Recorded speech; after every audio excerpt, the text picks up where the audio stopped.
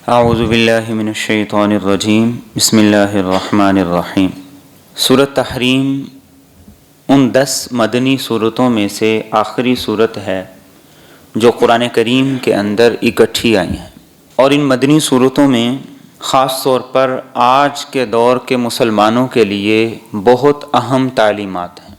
یہ سورہ مبارکہ ان صورتوں میں سے آخری صورت ہے جو 10 مدنی صورتیں اکٹھی نازل ہوئی تھی، اور قرآن کریم کی صورتوں کے بھی آپس میں جوڑے ہیں۔ ایک صورت کا مضمون اپنے ساتھ کسی صورت سے مل رہا ہوتا ہے، پہلی کے ساتھ یا بعد والی کے ساتھ۔ سورۃ تحریم کا جوڑا سورۃ طلاق کے ساتھ مل کر بنتا ہے۔ سورہ طلاق میں احکامات تھے کہ غصے غضب کے اندر انسان اللہ کی دی ہوئی تعلیمات کو رد نہ کرے، نظر انداز نہ کرے، ان کی خلاف ورزی نہ کرے، اللہ کی حدود کو پامال نہ کرے۔ سورہ تحریم میں بنیادی طور پر اس بات کو موضوع بنایا گیا ہے کہ انسان خوشی میں، سرشاری میں، خوشحالی میں، اچھے حالات میں بھی اللہ کی حدود کو پامال نہ کرے، اس کی نافرمانی نہ کرے۔ اس لیے اللہ کے رسول صلی اللہ علیہ وسلم کی ایک خوبصورت دعا جو میرے اور آپ کی دعاؤں میں لازمی طور پر شامل ہونی چاہیے، وہ یہ تھی: اللہم انی اسألک الرضا، اللہم انی اسألک القصد فی الفقر والغنی۔ اے اللہ، حالات اچھے ہوں یا تنگ ہوں، دونوں طرح کے حالات میں تجھ سے میانہ روی کا، اعتدال کا راستہ اپنانے کی درخواست کرتا ہوں۔ حالات جتنے مرضی اچھے ہو جائیں، جتنے مرضی برے ہو جائیں، میں کس بات کا سوال کرتا ہوں کہ میں اعتدال کے راستے پر چلوں، اعتدال کا دامن نہ چھوڑوں، میانہ روی اختیار کروں۔ اور دوسری بات، اے اللہ، میں غصے میں بھی اور خوشی میں بھی اس بات کا سوال کرتا ہوں کہ میری زبان سے کلمہ حق جاری ہو، سچی بات جاری ہو، غصے میں کنٹرول سے باہر ہو کر میں تیری نافرمانی نہ کروں، اور خوشی کے اندر اتنا منہمک ہو جاؤں کہ تیری نافرمانی پر اتر جاؤں۔ تو فرمایا کہ اللہ، میں ان دونوں حالتوں میں سچی بات کہنے کی تجھ سے توفیق مانگتا ہوں۔ تو ان دونوں صورتوں میں بنیادی چیز یہی کہ سورہ تحریم میں اللہ یہ بتا رہے ہیں کہ خوشی میں بھی، محبت میں بھی، کسی کو راضی کرنے کے لیے، کسی کو خوش کرنے کے لیے ایسا کوئی اقدام مت اٹھاؤ کہ جس سے اللہ کی نافرمانی تم سے سرزد ہو جائے۔ سورہ مبارکہ کا پس منظر یہ تھا کہ اللہ کے رسول صلی اللہ علیہ وسلم کی کل 11 بیویاں تھیں۔ جب تک حضرت خدیجہ رضی اللہ تعالی عنہا آپ کے نکاح میں رہیں، تب تک آپ نے کسی دوسری عورت سے نکاح نہیں کی۔ اس کے بعد آپ نے حضرت زینب رضی اللہ تعالی عنہا سے نکاح کیا، جن کا لقب تھا ام المساکین، مسکینوں کی ماں، کہ وہ مساکین کا بڑا خیال رکھا کرتی تھی، ان پہ بڑا خرچ کیا کرتی تھی۔ 4 ماہ تقریباً وہ آپ کے نکاح میں رہیں، ان کا بھی انتقال ہو گیا۔ باقی 9 ازواج مطہرات تھیں رسول اکرم صلی اللہ علیہ وسلم کے وصال کے وقت جو موجود تھیں، اور 2 آپ کی باندیاں تھیں، جن میں سے ایک کا نام ماریہ قبطیہ اور ایک کا نام ریحانہ تھا۔ رسول اکرم صلی اللہ علیہ وسلم کی ازواج مطہرات یہ بھی انسانی تھیں، اور پھر آپس میں سوکنے بھی تھیں۔ انہوں نے جس طریقے سے آپ کے ساتھ اپنا ازدواجی وقت گزارا، اس کی روئے زمین پر کوئی مثال نہیں ملتی۔ لیکن بہرحال انسان تھیں، انسانی جذبات تھے۔ 2 مواقع قرآن کریم میں ایسے ہیں کہ جہاں ان سے غلطی ہوئی تو اللہ رب العزت نے فوری طور پر انہیں تنبیہ کی۔ ایک سورۃ احزاب میں جو ہم تفصیل سے پڑھ چکے ہیں کہ انہوں نے رسول اکرم صلی اللہ علیہ وسلم سے یہ مطالبہ کیا کہ ہمارے ماہانہ خرچ میں اضافہ کیا جائے، اب تو بڑی فتوحات ہو گئی، مسلمانوں کے پاس وافر مال آ گیا ہے، اور یہ مطالبہ ناجائز نہیں تھا۔ لیکن چونکہ وہ ازواج مطہرات تھیں، امہات المومنین تھیں، اللہ کے رسول صلی اللہ علیہ وسلم کو یہ مطالبہ پسند نہ آیا، تو اللہ کے رسول صلی اللہ علیہ وسلم نے ان سے 1 مہینے کے لیے علیحدگی اختیار کی۔ پھر قرآن کریم نے آیات نازل کی۔ دوسرا یہ موقع تھا، رسول اکرم صلی اللہ علیہ وسلم کا معمول یہ تھا کہ آپ ہر ممکن ازواج مطہرات میں برابری کیا کرتے تھے، حالانکہ آپ پر برابری کرنا اللہ کی طرف سے فرض نہیں تھا۔ عام اہل ایمان کو حکم یہ ہے کہ اگر تم برابری نہیں کر سکتے تو صرف ایک ہی نکاح کرو، اور اللہ کے رسول صلی اللہ علیہ وسلم نے ایسے شخص کے بارے میں سخت وعید بیان کی کہ جس نے 2 نکاح کیا، ایک کی طرف مائل ہو گیا، ایک کی طرف جھک گیا، اس کے حق کا خیال نہ رکھا۔ آپ نے فرمایا قیامت کے دن اس حال میں اسے اٹھایا جائے گا کہ اس کی ایک جانب باڈی کا ایک حصہ، جسم کا ایک حصہ پورے کا پورا فالج زدہ ہوگا، اور اس وقت انسان اس حالت میں اٹھایا جائے، یہ اس کے لیے بہت بڑی ذلت بھی ہے، تکلیف بھی ہے۔ دنیا میں کوئی بیمار ہو جائے تو گھر میں سے بہت سے ایسے ہوتے ہیں جو اس کا تعاون کرتے ہیں، معاونت کرتے ہیں، ساتھ دیتے ہیں، اٹھاتے ہیں، بٹھاتے ہیں، چلاتے ہیں، ایکسرسائز کرواتے ہیں، لیکن فرمایا قیامت کے دن ایسا شخص جب اٹھایا جائے گا تو اس حال میں اٹھایا جائے گا، اور پھر اندازہ کیجئے کہ وہ اپنی قبر سے نکل کر میدان محشر تک کیسے پہنچے گا، کیسی ذلت کا اس کو سامنا کرنا پڑے گا۔ اور دوسری چیز یہ، تو آپ صلی اللہ علیہ وسلم کی عادت مبارکہ یہ تھی، آپ پر عدل واجب نہیں تھا لیکن آپ پھر بھی ازواج مطہرات میں برابری کیا کرتے تھے۔ سفر میں جاتے تو قرآن دازی کرتے، جس کا نام نکل آتا اسے ساتھ لے جایا کرتے تھے، یہاں تک کہ آخری ایام میں جب رسول اکرم صلی اللہ علیہ وسلم شدید بیمار ہو گئے تو آپ روز ازواج مطہرات سے پوچھتے کہ کل کس کی باری ہے، کل کس کی باری ہے، کل کس کے گھر جانا ہے۔ آپ کا مقصد کیا تھا کہ حضرت عائشہ رضی اللہ تعالیٰ عنہا کے حجرے میں آپ منتقل ہو جائیں، تو ازواج مطہرات نے سب نے بخوشی آپ کو اجازت دی، تو پھر آپ ازواج مطہرات میں سے حضرت عائشہ صدیقہ رضی اللہ تعالیٰ عنہا کے حجرے میں منتقل ہوئے، اور وہیں آپ کا انتقال ہوا، اور وہی آپ کا مدفن ہے، وہی آپ کا روضہ مبارک ہے۔ تو آپ کی عادت مبارکہ یہ تھی کہ آپ عصر کی نماز پڑھاتے اور کھڑے کھڑے تمام ازواج مطہرات کے گھر جاتے، حال احوال پوچھتے، خبر گیری کرتے، کوئی ضروری کام ہوتا وہ بتا دیتی، کوئی آپ نے بات کرنی ہوتی وہ کر لیتی۔ ہوا یہ کہ حضرت زینب رضی اللہ تعالیٰ عنہ کے گھر کسی نے شہد ہدیہ بھیج دی، آپ صلی اللہ علیہ وسلم کو شہد پسند تھا، تو حضرت زینب رضی اللہ تعالیٰ عنہ آپ صلی اللہ علیہ وسلم کے آنے سے پہلے شہد کا پانی تیار کرتی، جب آپ تشریف لاتے تو بڑے اہتمام سے وہ پیش کر دیتی، آپ کو پسند بھی تھا، مرغوب بھی تھا، آپ اس کو پینے کے لیے بیٹھ جاتے۔ اس کی وجہ سے تھوڑی سی تاخیر ہو جاتی دیگر ازواج مطہرات کے پاس جانے کے لیے، تو ازواج مطہرات میں سے بعض نے یہ پروگرام بنایا کہ ایسے کرتے ہیں کہ رسول اکرم صلی اللہ علیہ وسلم کو کسی طریقے سے اس سے روک، چنانچہ حضرت حفصہ رضی اللہ تعالیٰ عنہ اور حضرت عائشہ رضی اللہ تعالیٰ عنہ، ان 2 ازواج مطہرات نے یہ طے کیا کہ جب ہمارے پاس آپ صلی اللہ علیہ وسلم آئیں گے تو ہم یہ کہیں گے کہ آپ کے منہ سے مغافیر کی بو آ رہی ہے۔ یہ ایک درخت ہوتا ہے جس کے اندر سے گون نکلتا ہے، شہد کی مکھی عموماً تو خوشبو والے پھلوں سے، پھولوں سے رس لیتی ہے، لیکن اس سے بھی رس لے لیتی ہے، چونکہ اس میں ہلکی سی اسمیل ہوتی ہے، تو رسول اکرم صلی اللہ علیہ وسلم کو انہوں نے یہ کہا کہ لگتا ہے کہ آپ کے منہ سے مغافیر کی بو آ رہی ہے۔ آپ نے فرمایا میں نے مغافیر تو نہیں پی، ہاں شہد پیا ہے، لیکن اگر بو آ رہی ہے تو پھر میں آئندہ شہد نہیں پیوں گا، اور آپ نے قسم کھا لی۔ رسول اکرم صلی اللہ علیہ وسلم نے جب یہ قسم کھائی تو اللہ رب العزت نے قرآن کریم کی یہ آیات نازل کی، اور ان آیات کے ذریعے سے رسول اکرم صلی اللہ علیہ وسلم سے بڑا محبت، بڑا خطاب فرمایا۔ اور اللہ کے رسول صلی اللہ علیہ وسلم نے شہد کو اس لیے اپنے اوپر حرام نہیں کیا تھا، یا شہد کو اس لیے اپنے لیے منع نہیں کیا تھا، آئندہ نہ پینے کا عزم اور قسم اس لیے نہیں کھائی تھی کہ آپ کو پسند نہیں تھا، آپ کو تو پسند تھا، ازواج مطہرات کی دل جوئی کے لیے آپ نے ایسا کیا تھا۔ کس وجہ سے؟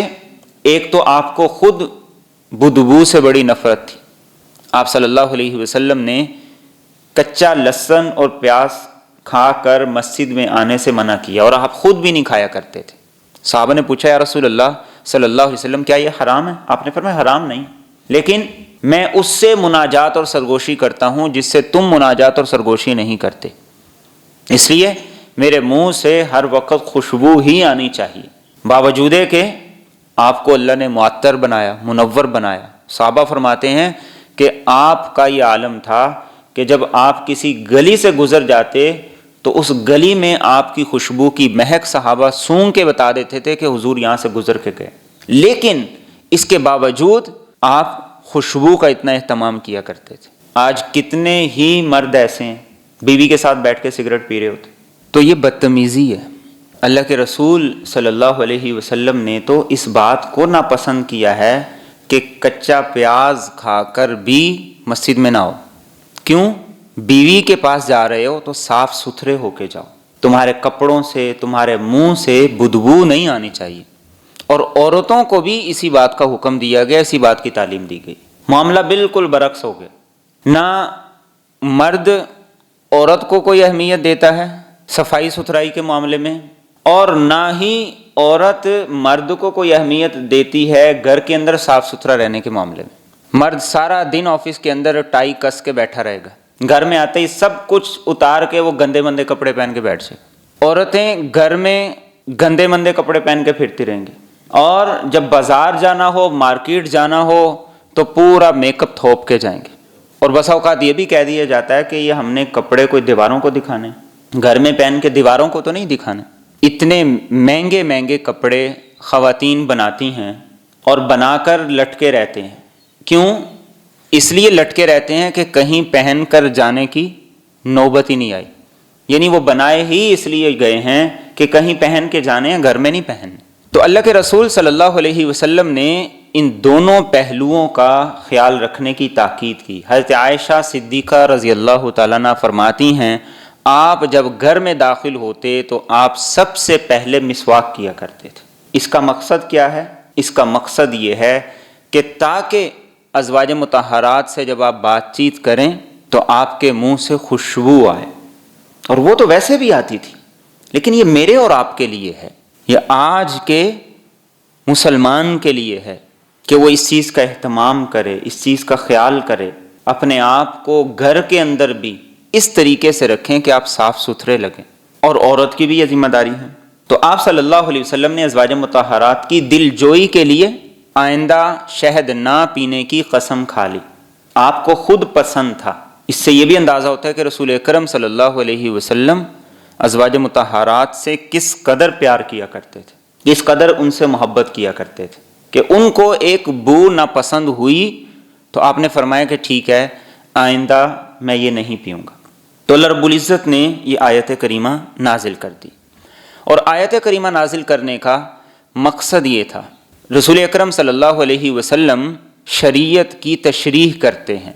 اگر آپ نے ایسا عمل کیا تو بعد میں امت کے لوگ ہو سکتا ہے اس طرح کے بہت سے اعمال کو دین کا نام دے کے دین کا حصہ بنا دیں۔ اس لیے اللہ رب العزت نے ان آیات سے رسول اکرم صلی اللہ علیہ وسلم کو تنبیہ کر دی۔ ارشاد فرمایا یا ایھا النبی، اے نبی، لما تحرم ما احل اللہ لک، کیوں آپ کنارہ کشی کرتے ہیں اس سے جو اللہ نے آپ کے لیے حلال کیا۔ تبتغی مرضات ازواجک، کیا اپنی بیویوں کی خوشنودی چاہتے ہو؟ واللہ غفور الرحیم، اور اللہ بہت بخشنے والا نہایت رحم کرنے والا ہے۔ قد فرض اللہ لکم، یقیناً اللہ نے مقرر کر دیا ہے تمہارے لیے تحلت ایمانکم، تمہاری قسموں کا کفارہ۔ واللہ مولاکم، اور اللہ تمہارا دوست ہے۔ وہو العلیم الحکیم، اور وہ سب کچھ جانتا ہے، بڑی حکمتوں والا ہے۔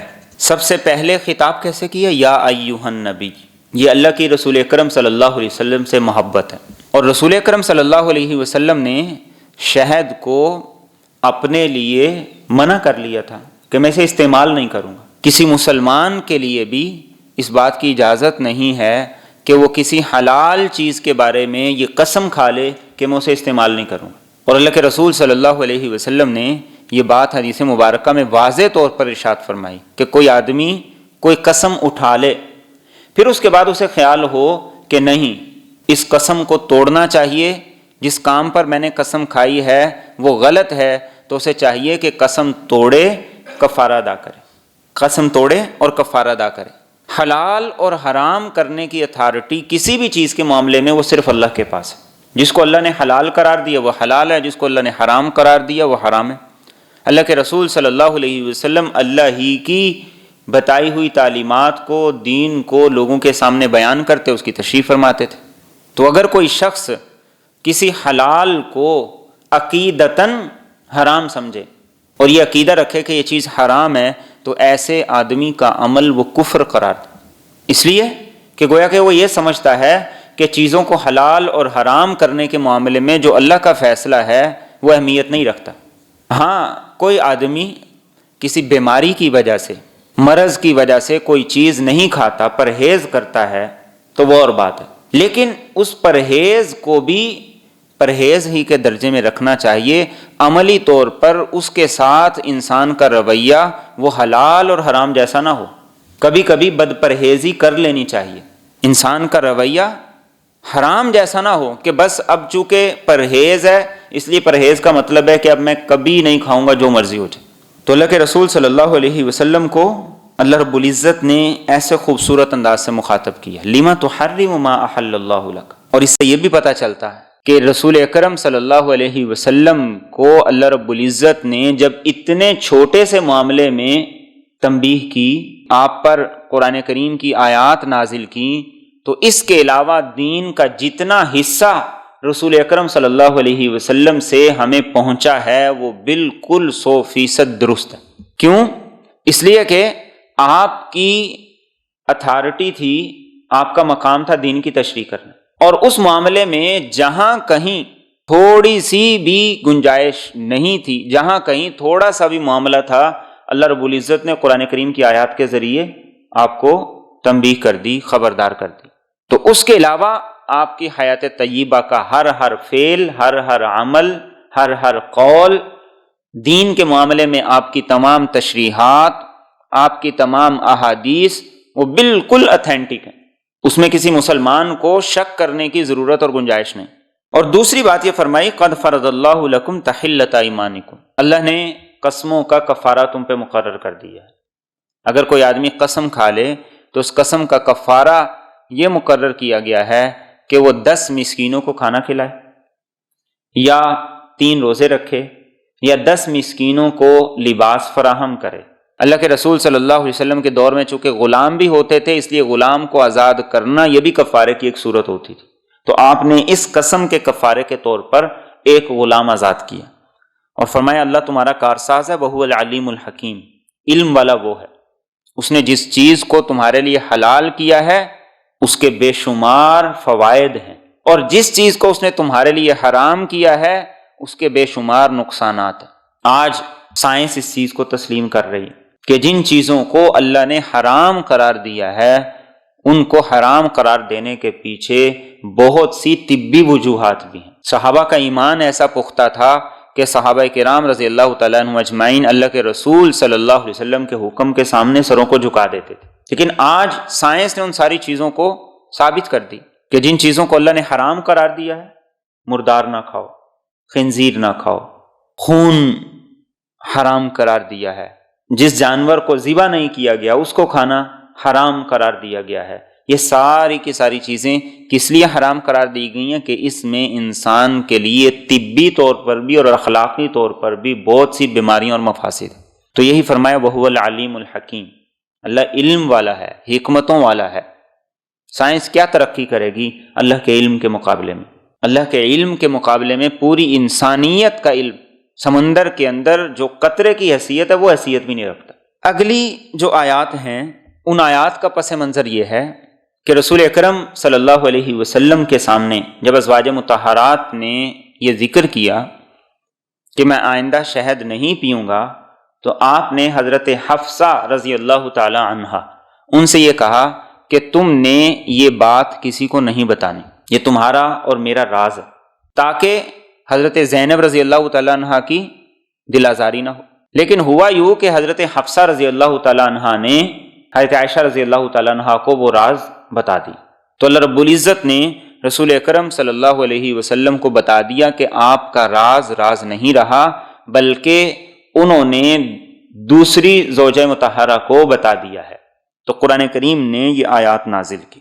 فرمایا وَإِذْ أَسَرَّ النَّبِيُّ إِلَى بَعْضِ أَزْوَاجِهِ حَدِيثًا، اور جب پیغمبر صلی اللہ علیہ وسلم نے اپنی ایک بیوی سے راز کی بات کہی، فَلَمَّا نَبَّأَتْ بِهِ، تو جب اس بیوی نے اس راز کی دوسرے کو خبر دے دی، وَأَظْهَرَهُ اللَّهُ عَلَيْهِ، اور اللہ نے اس حال سے پیغمبر کو آگاہ کر دیا، عَرَّفَ بَعْضَهُ، تو پیغمبر نے اس بیوی کو وہ بات کچھ بتا دی، وَأَعْرَضَ عَنْ بَعْضٍ، اور کچھ نہ بتائی، فَلَمَّا نَبَّأَهَا بِهِ، پس جب پیغمبر نے اس بیوی کو وہ بات بتا دی، قالت، تو وہ پوچھنے لگی، من انبأک ھذا، آپ کو یہ کس نے بتایا؟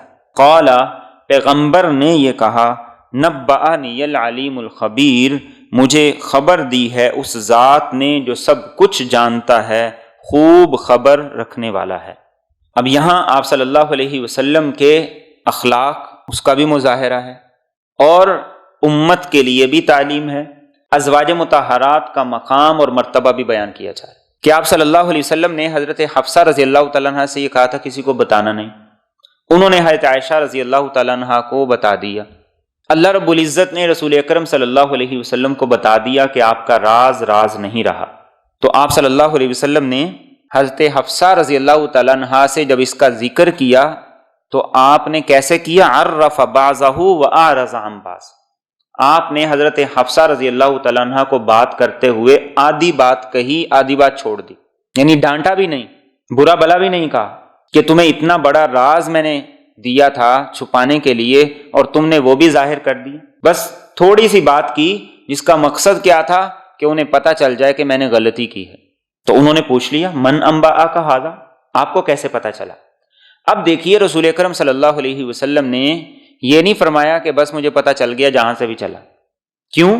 یہ جواب اس لیے نہیں آپ نے فرمایا کہ اس سے معاملہ اور پیچیدہ ہو جاتا، ان کے ذہن میں یہ خیال آ سکتا تھا کہ ہو سکتا ہے حضرت عائشہ رضی اللہ تعالیٰ عنہ نے بتا دیا ہو کہ مجھے بات پتہ چل گئی، تو آپ نے فرمایا نبأنی العلیم الخبیر، مجھے اس رب نے بتایا ہے جو سب کچھ جانتا ہے، پوری طرح باخبر ہے۔ تو اس سے رسول اکرم صلی اللہ علیہ وسلم کے اخلاق کا بھی اندازہ ہوتا ہے۔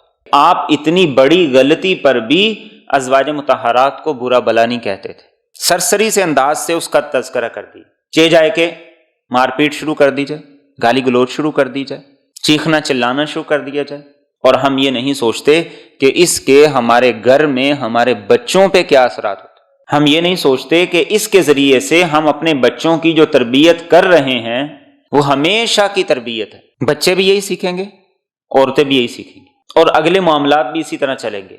ماں باپ کا جو عمل ہے یہ سب سے بڑی تربیت ہوتا ہے، ماں باپ کے لیکچر وہ اہمیت نہیں رکھتے جو ماں باپ کا عمل اہمیت رکھتا ہے، اور اس سے ازواج مطہرات کا مقام اور مرتبہ بھی معلوم ہوا کہ اللہ رب العزت نے ان کی اس غلطی پر قرآن کریم کے ذریعے سے ان کو تنبیہ کی اور ان کی اصلاح کی۔ تنبیہ اور اصلاح ضروری تھی، اس کی وجہ یہ ہے کہ اللہ کے رسول صلی اللہ علیہ وسلم کے گھر میں بہت سی ایسی راز کی باتیں ہوا کرتی تھیں کہ اگر وہ راز دوسروں کو پتہ چل جائے تو مسلمانوں کو اجتماعی طور پر بہت زیادہ نقصان پہنچے، اس لیے اللہ رب العزت نے آیات نازل کی اور ان دونوں کو خبردار کر دی، اور یہی تنبیہ رسول اکرم صلی اللہ علیہ وسلم نے ایک مرد اور عورت کو بھی کی ہے، ایک خامند اور بیوی کو بھی کی ہے۔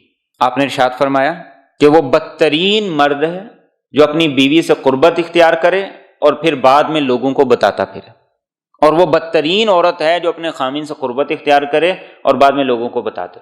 گھر کی بات گھر کے اندر رہنی چاہیے، خامند کا راز راز رہنا چاہیے، بیوی کا راز راز رہنا چاہیے۔ ہمارے اس موبائل فون نے اخلاقیات کو برباد کر کے رکھ دی، گھر میں چھوٹی سی حرکت ہوئی تو فوراً فون کر کے 6 گھروں میں بتا دی۔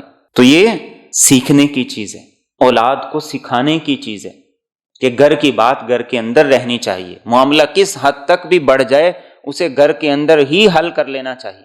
اور آگے فرمائیں ان تتوبا الی اللہ، اگر تم دونوں اللہ سے توبہ کرو، فقد صغت قلوبکما، تو تمہارے دل ٹیڑے ہو گئے ہیں، وَإِن تَظَاهَرَ عَلَيْهِ، اور اگر پیغمبر پر ایک دوسرے کی مدد کرو گی، فَإِنَّ اللَّهَ هُوَ مَوْلَاهُ، تو یقیناً اللہ اس کا کارساز ہے، و جبریل اور جبریل بھی، و صالح المؤمنین اور نیک مومن اس کے حمایتی ہیں، والملائکۃ بعد ذلک ظہیر اور فرشتے اس کے بعد مددگار ہیں۔ اب یہاں ازواج مطہرات کو اللہ رب العزت کیا کر رہے ہیں؟ توبہ کی تاکید کر رہے ہیں، اور یہ فرما رہے ہیں کہ اگر تم توبہ کرو تو تمہارے لیے یہی بہتر ہے۔ ان کو توبہ کی تاکید کر رہے ہیں، تلقین کر رہے ہیں۔ فقط صغت قلوبکما، اس کا معنی اور ترجمہ دو طرح سے کیا گیا ہے۔ ایک ترجمہ کیا گیا ہے کہ تم دونوں کے دل ٹیڑھے ہو گئے۔ یہ بات اس لیے کی گئی کہ تم نے رسول اکرم صلی اللہ علیہ وسلم کو ایذا دی، پریشان کیا، اور آپ صلی اللہ علیہ وسلم کے راز کو راز نہیں رہنے دیا، اس لیے تمہارے دل حق سے جھک گئے، حق سے پھر گئے۔ اور یہ بات کون فرما رہا ہے؟ اللہ رب العزت فرما رہے ہیں۔ کس کے بارے میں فرما رہے ہیں؟ ازواج مطہرات کے بارے میں فرما رہے ہیں۔ تو اللہ کی ذات ہے، وہ انہیں ان کی اصلاح کے لیے کہہ سکتی ہے، لیکن اس سے ان کا مقام بھی پتہ چلتا ہے کہ ان کا مقام اتنا بڑا تھا کہ اللہ رب العزت براہ راست ان کی اصلاح فرما رہے ہیں، ان کی غلطی کو درست کر رہے ہیں۔ اس سے ازواج مطہرات کی شان میں کوئی فرق نہیں پڑتا، بلکہ ان کے مقام کا اندازہ ہوتا ہے کہ ان سے غلطی سرزد ہوئی تو اللہ رب العزت نے خود انہیں توبہ کی تاکید کی۔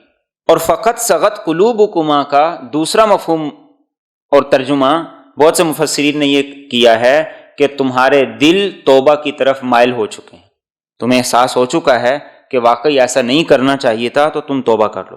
لیکن آگے پھر اللہ رب العزت نے آئندہ کے لیے تنبیہ کر دی کہ اگر تم ایسا نہیں کرو گی، پیغمبر کے خلاف ایک دوسرے کے ساتھ مل کر اعانت کرو گی، مدد کرو گی، تو پھر پیغمبر کو کوئی پرواہ نہیں، پھر اللہ آپ کا کارساز ہے، جبریل آپ کے حامی ہیں، نیک مسلمان آپ کے حامی ہیں، فرشتے آپ کے مددگار ہیں۔ آگے ارشاد فرمائے عسیٰ ربہ، کوئی تعجب نہیں کہ اس کا رب ان طلقکن، اگر پیغمبر تم کو طلاق دے دیں، ان یبدلہ ازواجا خیرا منکن، کہ تمہارے بدلے ان کو تم سے بہتر بیویاں دے دیں، مسلمات فرما بردار، مؤمنات صاحب ایمان، قانتات فرما برداری کرنے والی، تائبات توبہ کرنے والی، عابدات عبادت کرنے والی، سائحات روزہ رکھنے والی، سیبات بیاہی ہوئیں، و ابکارا اور کنواری۔ حضرت عمر فاروق رضی اللہ تعالی عنہ جب آپ کو پتہ چلا کہ یہ سارے کا سارا معاملہ ہے، تو آپ نے اپنی بیٹی حضرت حفصہ رضی اللہ تعالیٰ عنہ کو سخت ڈانٹا، ناراضگی کا اظہار کی، اور ام سلمہ رضی اللہ تعالیٰ عنہ چونکہ آپ کی رشتہ دار تھی، وہ ازواج مطہرات میں تھیں، اس لیے ان سے بھی جا کے آپ نے بات کی، ان سے بھی ناراضگی کا اظہار کیا۔ دونوں طریقے سے حضرت عمر فاروق رضی اللہ تعالیٰ عنہ نے ان کو سمجھایا، کہ یہاں تک کہ بعض ازواج مطہرات نے یہ کہا کہ عمر اب تم اس حد تک آگے بڑھ گئے ہو کہ ہمارے گھر کے معاملات میں بھی دخل اندازی کرنے لگے۔ تو حضرت عمر فاروق رضی اللہ تعالیٰ عنہ فرماتے میں خاموش ہو گئے، لیکن میں نے اللہ کے رسول صلی اللہ علیہ وسلم سے یہ کہا کہ آپ بے فکر رہیں، میں آپ کے ساتھ ہوں، ابو بکر آپ کے ساتھ ہیں، عمر آپ کے ساتھ ہیں، جبریل آپ کے ساتھ ہیں، اللہ آپ کے ساتھ ہیں، نیک مومن آپ کے ساتھ ہیں، لہذا آپ انہیں طلاق دے دیں، اللہ آپ کو ان سے بہتر بیویاں عطا کر دیں۔ کہہ کون رہا ہے؟ جس کی بیٹی نبی کے نکاح میں، یعنی صحابہ کا یہ مقام تھا، صحابہ کی یہ شان تھی کہ وہ آپ صلی اللہ علیہ وسلم کی شان میں ادنا سی بھی بے ادبی کو برداشت نہیں کرتے تھے، اور رسول اکرم صلی اللہ علیہ وسلم کے اخلاق ایسے عالی اخلاق تھے۔ حضرت عمر فاروق رضی اللہ تعالیٰ عنہ وہ خود بیان کرتے ہیں کہ ہم مکہ میں رہتے تھے تو مکہ میں گھروں کے اندر مردوں کی چلا کرتی تھی، اور جب ہم مدینہ میں ہجرت کر کے آگے تو مدینہ کی عورتیں تھوڑی تیز ترار تھیں، وہ اپنے خامین کو آگے سے کوئی بات بھی کہہ دیتی تھی، جواب بھی دے دیتی تھی، تو اسی کا اثر ازواج مطہرات پہ بھی آگے، آپ صلی اللہ علیہ وسلم کوئی بات کرتے تو وہ آگے سے کوئی جواب بھی دے دیتی تھی، لیکن وہ جواب کس حیثیت سے تھا؟ میاں بیوی کی حیثیت، ان کا لاڈ پیار تھا۔ اور بسا اوقات ایسا ہوتا کہ پورا دن وہ رسول اکرم صلی اللہ علیہ وسلم سے ناراضگی کا اظہار کرتے، لیکن اللہ کے رسول صلی اللہ علیہ وسلم کے عالی اخلاق دیکھیے کہ آپ صلی اللہ علیہ وسلم پھر بھی ان کے ساتھ اونچی آواز سے بات نہیں کرتے تھے، ان کے ناز نخرے کو اٹھایا کرتے تھے، برداشت کیا کرتے تھے۔ اس سے اندازہ لگائیے کہ بطور شوہر رسول اکرم صلی اللہ علیہ وسلم نے اپنے گھر کو کیسے خوبصورت طریقے سے چلایا۔ آج ہم کیا تصور کر سکتے ہیں کہ ہم میں سے کسی کی بیوی ناراض ہو جائے؟ بطور شوہر رسول اکرم صلی اللہ علیہ وسلم کے یہ اخلاق تھے۔ بطور نبی آپ کا جو مقام تھا اس کا کوئی بھی اندازہ نہیں لگا سکتا، لیکن بطور شوہر رسول اکرم صلی اللہ علیہ وسلم کے ایسے اخلاق تھے۔ ایک حدیث طیبہ میں آتا ہے کہ آپ نے حضرت عائشہ رضی اللہ تعالی عنہا سے یہ فرمایا کہ جب تم ناراض ہوتی ہو تو مجھے پتہ چل جاتا ہے۔ انہوں نے پوچھا کیسے پتہ چل جاتا ہے؟ آپ نے فرمایا کہ جب تم مجھ سے خوش ہوتی ہو تو تم کہتی ہو رب محمد کی قسم، اور جب تم مجھ سے ناراض ہوتی ہو تو تم کہتی ہو رب ابراہیم کی قسم۔ تو انہوں نے کہا یا رسول اللہ صلی اللہ علیہ وسلم، ناراض ضرور ہوتی ہوں لیکن میں صرف آپ کا نام چھوڑتی ہوں، دل سے محبت آپ کے ساتھ ہی۔ ناراضگی کا اظہار اور اس کا طریقہ بھی بتایا۔ تو اللہ کے رسول صلی اللہ علیہ وسلم کے ایسے عالی اخلاق تھے، ایسے بلند اخلاق تھے، اور آپ چیزوں کو، معاملات کو کیسے خوبصورت طریقے سے مینج کیا کرتے تھے۔ اور آپ نے ایک حدیث مبارکہ کے اندر ایسے لوگوں کو کمینہ قرار دیا ہے کہ جو بیویوں پر ہمیشہ مسلط ہو کے رہیں۔ آج بسا اوقات دینداری کا جو زیادہ حیضہ ہے وہ بھی انسان کے لیے پریشان کن۔ اولاد کی جو جائز ضرورتیں ہیں، جائز خواہشات ہیں، ان پہ بھی پابندی لگا دی۔ بیوی کی جو جائز ضرورتیں، خواہش ہیں، ان پہ بھی پابندی لگا دی۔ اعتدال کا راستہ وہ میرے اور آپ کے نبی کا راستہ تھا۔ اعتدال کا راستہ وہ میرے اور آپ کے نبی کا راستہ تھا، اور آپ نے جس خوبصورت طریقے سے ازواج مطہرات کے ساتھ نباہ کیا، گھر کے معاملات کو چلایا، وہ میرے اور آپ کے لیے مشعل راہ ہیں۔ آپ کی اس معاملے میں زندگی کو پڑھیں اور اس کو اپنائیں۔ تو اللہ رب العزت نے حضرت عمر فاروق رضی اللہ تعالیٰ عنہ نے جس وقت یہ کہا کہ اگر آپ ان کو طلاق دے دیں تو ٹھیک ہے، کوئی حرج نہیں، ہم آپ کے ساتھ ہیں، تو اللہ رب العزت نے یہ آیت نازل کی اور ازواج مطہرات کو تنبیہ کی کہ اگر آپ صلی اللہ علیہ وسلم تمہیں طلاق دے دیں تو اللہ رب العزت تم سے بہتر عورتوں کو آپ کے نکاح میں دے دے، اور پھر ان عورتوں کی خوبیاں بھی ذکر کی۔ اور وہ خوبیاں کیا ہیں؟ سب سے پہلی یہ مسلمات۔ مسلمات کا مطلب ہے اپنی ظاہری زندگی سے عمل کرنے والی خواتین۔ مؤمنات کا مطلب ہے عقیدے کے اعتبار سے مضبوط، سچا، سچا اور کھرا عقیدہ۔ قانتات کا مطلب ہے خامن کی اطاعت گزار، فرما بردار۔ تائبات کا مطلب ہے اللہ سے توبہ کرنے والی، اللہ کی طرف رجوع کرنے والی۔ عابدات کا مطلب ہے عبادت گزار، عبادت میں لگی رہنے والی۔ سائحات کا مفہوم ہے کثرت سے روزے رکھنے والی۔ سیبات و ابکارا، یہاں تمام صفات کا ذکر کیا گیا، لیکن دو جو الفاظ ہیں ان کے درمیان میں واو کا اضافہ ہے، سیبات و ابکارا۔ آپ کے نکاح میں حضرت عائشہ رضی اللہ تعالیٰ عنہ کے علاوہ باقی جو ازواج مطہرات تھیں ان کا پہلے کسی نہ کسی سے نکاح ہوا تھا، یا ایسی تھی جو بیوہ تھی۔ آپ کے نکاح میں دونوں طرح کی خواتین تھیں، اور رسول اکرم صلی اللہ علیہ وسلم نے اس معاملے کے اندر اپنا اسوہ اور نمونہ جو امت کو دکھایا، جو امت کو کر کے دکھایا، وہ بھی آپ کے عظیم اخلاق کی ایک مثال۔ لیکن اس کے ساتھ ساتھ آپ نے دوسرے پہلو کی طرف بھی لوگوں کو متوجہ کی۔ حضرت جابر رضی اللہ تعالیٰ عنہ کہتے ہیں کہ ایک مرتبہ میں آپ صلی اللہ علیہ وسلم کے ساتھ تھا، سفر سے واپسی تھی تو میں اونٹ تیز تیز چلا رہا تھا، تو آپ نے پوچھا کہ جلدی کیا ہے؟ تو انہوں نے کہا یا رسول اللہ صلی اللہ علیہ وسلم، میں نے شادی کی ہے اس لیے واپسی جلدی کر رہا ہوں۔ اب آپ اندازہ لگائیے کہ رسول اکرم صلی اللہ علیہ وسلم کو ابھی تک پتہ ہی نہیں تھا کہ انہوں نے شادی کر لی۔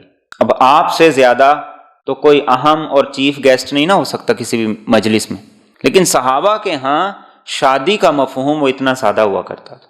تو آپ نے پوچھا کہ بتاؤ کسی بیوہ عورت سے کی ہے یا ایسی عورت سے کی ہے کہ جس کا ابھی نکاح نہیں ہوا، کنواری سے کی ہے؟ تو انہوں نے کہا یا رسول اللہ صلی اللہ علیہ وسلم ایک بیوہ عورت سے کی۔ تو آپ نے فرمایا کسی کنواری عورت سے کر لیتے، عمر بھی کم ہے، وہ زیادہ بہتر تھا۔ تو انہوں نے کہا یا رسول اللہ صلی اللہ علیہ وسلم میری 10 بہنیں ہیں، 3 کی شادی ہو چکی ہے، 7 پیچھے باقی ہیں، اگر میں کسی کنواری کو لے آتا تو وہ ان معاملات کو ہینڈل نہیں کر سکتی تھی۔ تو آپ نے ان کے اس فیصلے کی اس انداز سے تحسین کی کہ آپ نے 25 مرتبہ ان کو دعا دی، 25 مرتبہ ان کو دعا دی۔ اور حدیث طیبہ میں یہ شاید اپنی نوعیت کا واحد ایسا واقعہ جس میں آپ نے کسی صحابی کو 25 مرتبہ دعا دی۔ تو قرآن کریم نے اس آیت کے ذریعے سے ایمان والوں کو ایک اور چیز سکھا دی کہ ایک نیک مومن کی صفات کیا ہونی چاہیے، ایک نیک مومن میں کیا خوبیاں ہونی چاہیے، وہ اس آیت کے اندر ذکر کی گئی، اس آیت کے اندر ذکر کی گئی۔ ان آیات میں چونکہ ازواج مطہرات کو خطاب تھا، رسول اکرم صلی اللہ علیہ وسلم کو خطاب تھا، کسی بھی مومن کا دل ان آیات کو پڑھ کے ازواج مطہرات کے مقام کے بارے میں شک و شبہ نہیں کرتا۔ لیکن اہل تشیع، روافض، شیعہ یہ ایسے ہیں کہ انہیں ہمیشہ ہر جگہ سے اس چیز کی تلاش ہوتی ہے کہ کوئی ایسی بات مل جائے جس بات کی وجہ سے ازواج مطہرات پر، صحابہ پر کیچڑ اچھالا جائے۔ شرحبیل بن عمر نے ایک بڑی خوبصورت بات کی، انہوں نے کہا کہ یہ جو شیعہ ہیں، رافضی ہیں، یہ اس امت کے بدترین لوگ ہیں، اور بڑی خوبصورت وجہ بیان کی۔ انہوں نے کہا کہ آپ کسی عیسائی سے پوچھیں کہ عیسیٰ علیہ السلام کے بعد سب سے افضل لوگ کون تھے، تو وہ کہیں گے ان کے حواری۔ آپ کسی یہودی سے پوچھیں کہ موسیٰ علیہ السلام کے بعد سب سے افضل لوگ کون تھے، وہ کہیں گے وہ لوگ جو موسیٰ علیہ السلام کے صحابی ساتھی تھے۔ اور آپ ان شیعوں سے پوچھیں کہ رسول اکرم صلی اللہ علیہ وسلم کے بعد سب سے بدتر لوگ کون تھے، تو نعوذ باللہ یہ کہتے ہیں کہ صحابہ تھے۔ تو انہوں نے یہاں سے یہ کہہ دیا کہ دیکھو قرآن کریم میں اللہ رب العزت نے ان کو یہ کہا کہ تمہارے دل ٹیڑھے ہو گئے، اور یہ کہہ دیا کہ دیکھو اللہ نے کہا کہ آپ طلاق دے دیں تو ان سے بہتر آپ کو بیویاں مل جائیں۔ ازواج مطہرات پہ کیچڑ اچھالنا شروع کر دی۔ لیکن یہ ان لوگوں کے لیے جنہیں ہر جگہ سے ایسی باتوں کی تلاش رہتی ہے۔ قرآن کریم کا جو الفاظ ہے، قرآن کریم کا جو انداز ہے وہ کیا ہے کہ اگر آپ ان کو طلاق دے دیں تو اللہ آپ کو ان سے بہتر بیویاں دے۔ لیکن نہ آپ نے طلاق دی، اگر آپ طلاق دیتے، اللہ کی طرف سے حکم ہوتا، کوئی ان سے بہتر بیویاں ہوتی تو اللہ آپ کو حکم دے دیتا کہ آپ طلاق دے دیں۔ قرآن کریم نے اس چیز کو ذکر کیا ہے ان کے لفظ سے، اگر آپ طلاق دیں۔ بلکہ روایت کے اندر آتا ہے رسول اکرم صلی اللہ علیہ وسلم نے جس وقت حضرت حفصہ رضی اللہ تعالیٰ عنہ نے آپ کا راز ظاہر کر دیا تو آپ نے انہیں طلاق دینے کا ارادہ کیا، تو اللہ کی طرف سے وحی آئی، اور اس وحی میں یہ کہا گیا کہ آپ انہیں طلاق نہ دیں۔ یہ عبادت گزار ہیں، روزے دار ہیں، اور اللہ نے ان کا نام آپ کی ازواج مطہرات میں لکھ دیا ہے جو جنت میں بھی آپ کے ساتھ ہوں۔ ان کا تو یہ مقام تھا۔ حضرت عائشہ صدیقہ رضی اللہ تعالیٰ عنہ کو تو یہ مقام تھا کہ اللہ رب العزت نے ان کی برات اور پاک دامنی کے لیے قرآن کریم میں سورہ نور کی 10 آیات کو نازل کر دی۔ تو یہاں اللہ نے یہ فرمایا اگر آپ طلاق دے دیں تو ان سے بہتر بیویاں آپ کو ملیں، لیکن بہتر ہوتی تو پھر ہی اللہ طلاق کا حکم دیتا۔ اس کا مطلب ہے ازواج مطہرات سے بہتر اس کائنات میں کوئی عورت نہیں ہو سکتی، کوئی خاتون نہیں ہو سکتی۔ اور جو خوبیاں ان آیات کے اندر ذکر کی گئی ہیں، مسلمات، مؤمنات، قانتات، تائبات، عابدات، سائحات، یہ جو 6 خوبیاں صفات ذکر کی گئی ہیں، یہ صفات اور خوبیاں اس وقت اس آدمی کے اندر آتی ہیں کہ جب وہ اس صفت اور خوبی کو خوب اچھے طریقے سے اپنائے۔ کوئی ایک دفعہ نماز پڑھ لے تو اسے نمازی تو نہیں کہا جاتا، کوئی ایک دفعہ روزہ رکھ لے یا رمضان کے روزے رکھ لے تو اسے روزے دار نہیں کہا جاتا۔ گویا یہ ازواج مطہرات کی خوبیاں ہیں کہ آپ اگر فرما بردار تھیں تو کامل درجے کی تھی، آپ کے عقیدے پختہ تھے تو کامل درجے کے تھے، آپ رسول اکرم صلی اللہ علیہ وسلم کی اتباع اور پیروی اور اطاعت گزاری کرتی تھیں تو کامل درجے کی تھیں، آپ توبہ کرنے والی تھیں تو کامل درجے کی تھیں، عبادت گزار تھیں تو کامل درجے کی تھی، روزے دار تھی تو کامل درجے کی تھی۔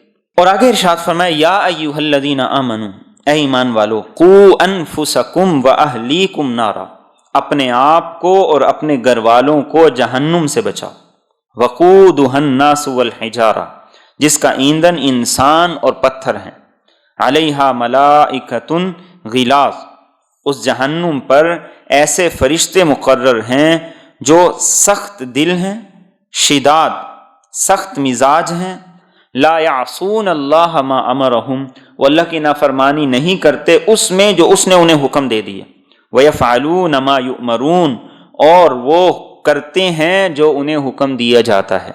اب یہاں پر ازواج مطہرات کے بعد ایمان والوں کو مخاطب کر دیا گیا۔ اور اس میں بھی سبق ہے کہ اگر ازواج مطہرات اتنے اعلیٰ مقام پر ہونے کے بعد اللہ رب العزت انہیں تنبیہ کر رہے ہیں، ان کی اصلاح کر رہے ہیں، تو پھر ایک عام عورت کو اس کی کتنی ضرورت ہے۔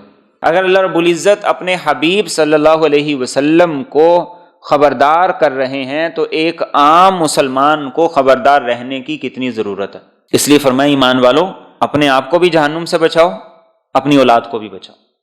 حضرت عمر فاروق رضی اللہ تعالیٰ عنہ نے عرض کی یا رسول اللہ صلی اللہ علیہ وسلم، ہم اپنے آپ کو بچائیں وہ بات تو بڑی واضح ہے، سمجھ آتی ہے، اپنے گھر والوں کو آگ سے کیسے بچائیں؟ رسول اکرم صلی اللہ علیہ وسلم نے فرمایا کہ جس کا اللہ حکم دیتے ہیں اس کا انہیں حکم دو، اور جس سے اللہ منع کرتے ہیں اس سے انہیں منع کرو۔ یہ تبلیغ سب سے پہلے میرے اور آپ پر فرض ہے اپنے گھر کے اندر۔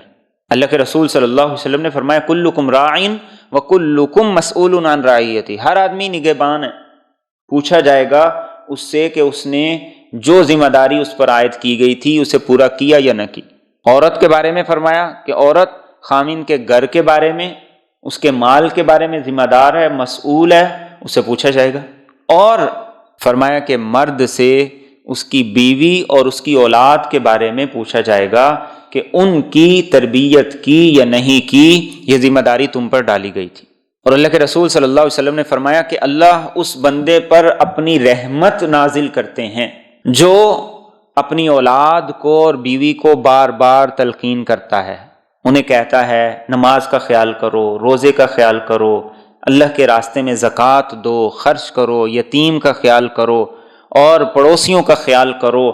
وہ ان کو تاکید کرتا ہے تو اللہ کی رحمت اس پر نازل ہوتی۔ اور حدیث مبارکہ کے اندر یہ بات ملتی ہے کہ قیامت کے دن سب سے سخت عذاب اس آدمی کو ہوگا جس نے اپنی اولاد کی تربیت کے اندر کوتاہی کی۔ اللہ کے رسول صلی اللہ علیہ وسلم نے فرمایا اولاد کے حقوق میں سے ایک حق یہ ہے کہ اس کا اچھا نام رکھے، اس کو تعلیم دلوائے، اور اس کے بعد اس کا رشتہ کر دے۔ اور ایک اور حدیث طیبہ میں آپ صلی اللہ علیہ وسلم نے ارشاد فرمایا کہ کوئی باپ اپنی اولاد کو اچھی تربیت سے بہترین کوئی ہدیہ اور گفٹ نہیں دے سکتا۔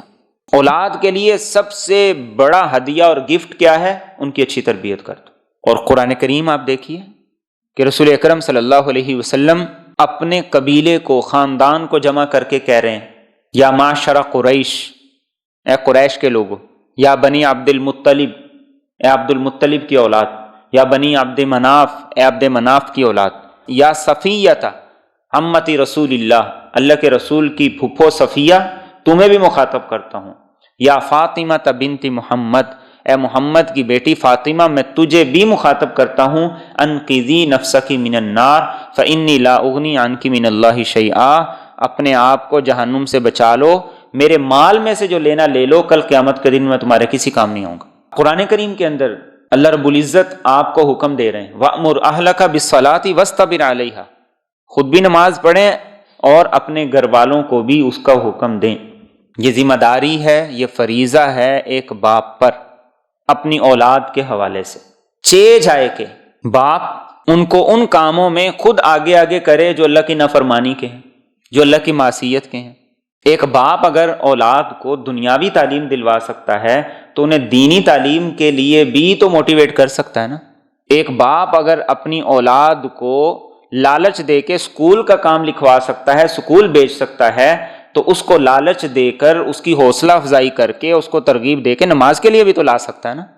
لیکن وہ ایک کام کر رہا ہے، دوسرا نہیں کر رہا۔ جو کرنا ہے، جو اس کے ذمے ہے، وہ نہیں کر رہا، اور جو ذمے نہیں ہے اس کو سر پہ اٹھائے ہوئے پھر۔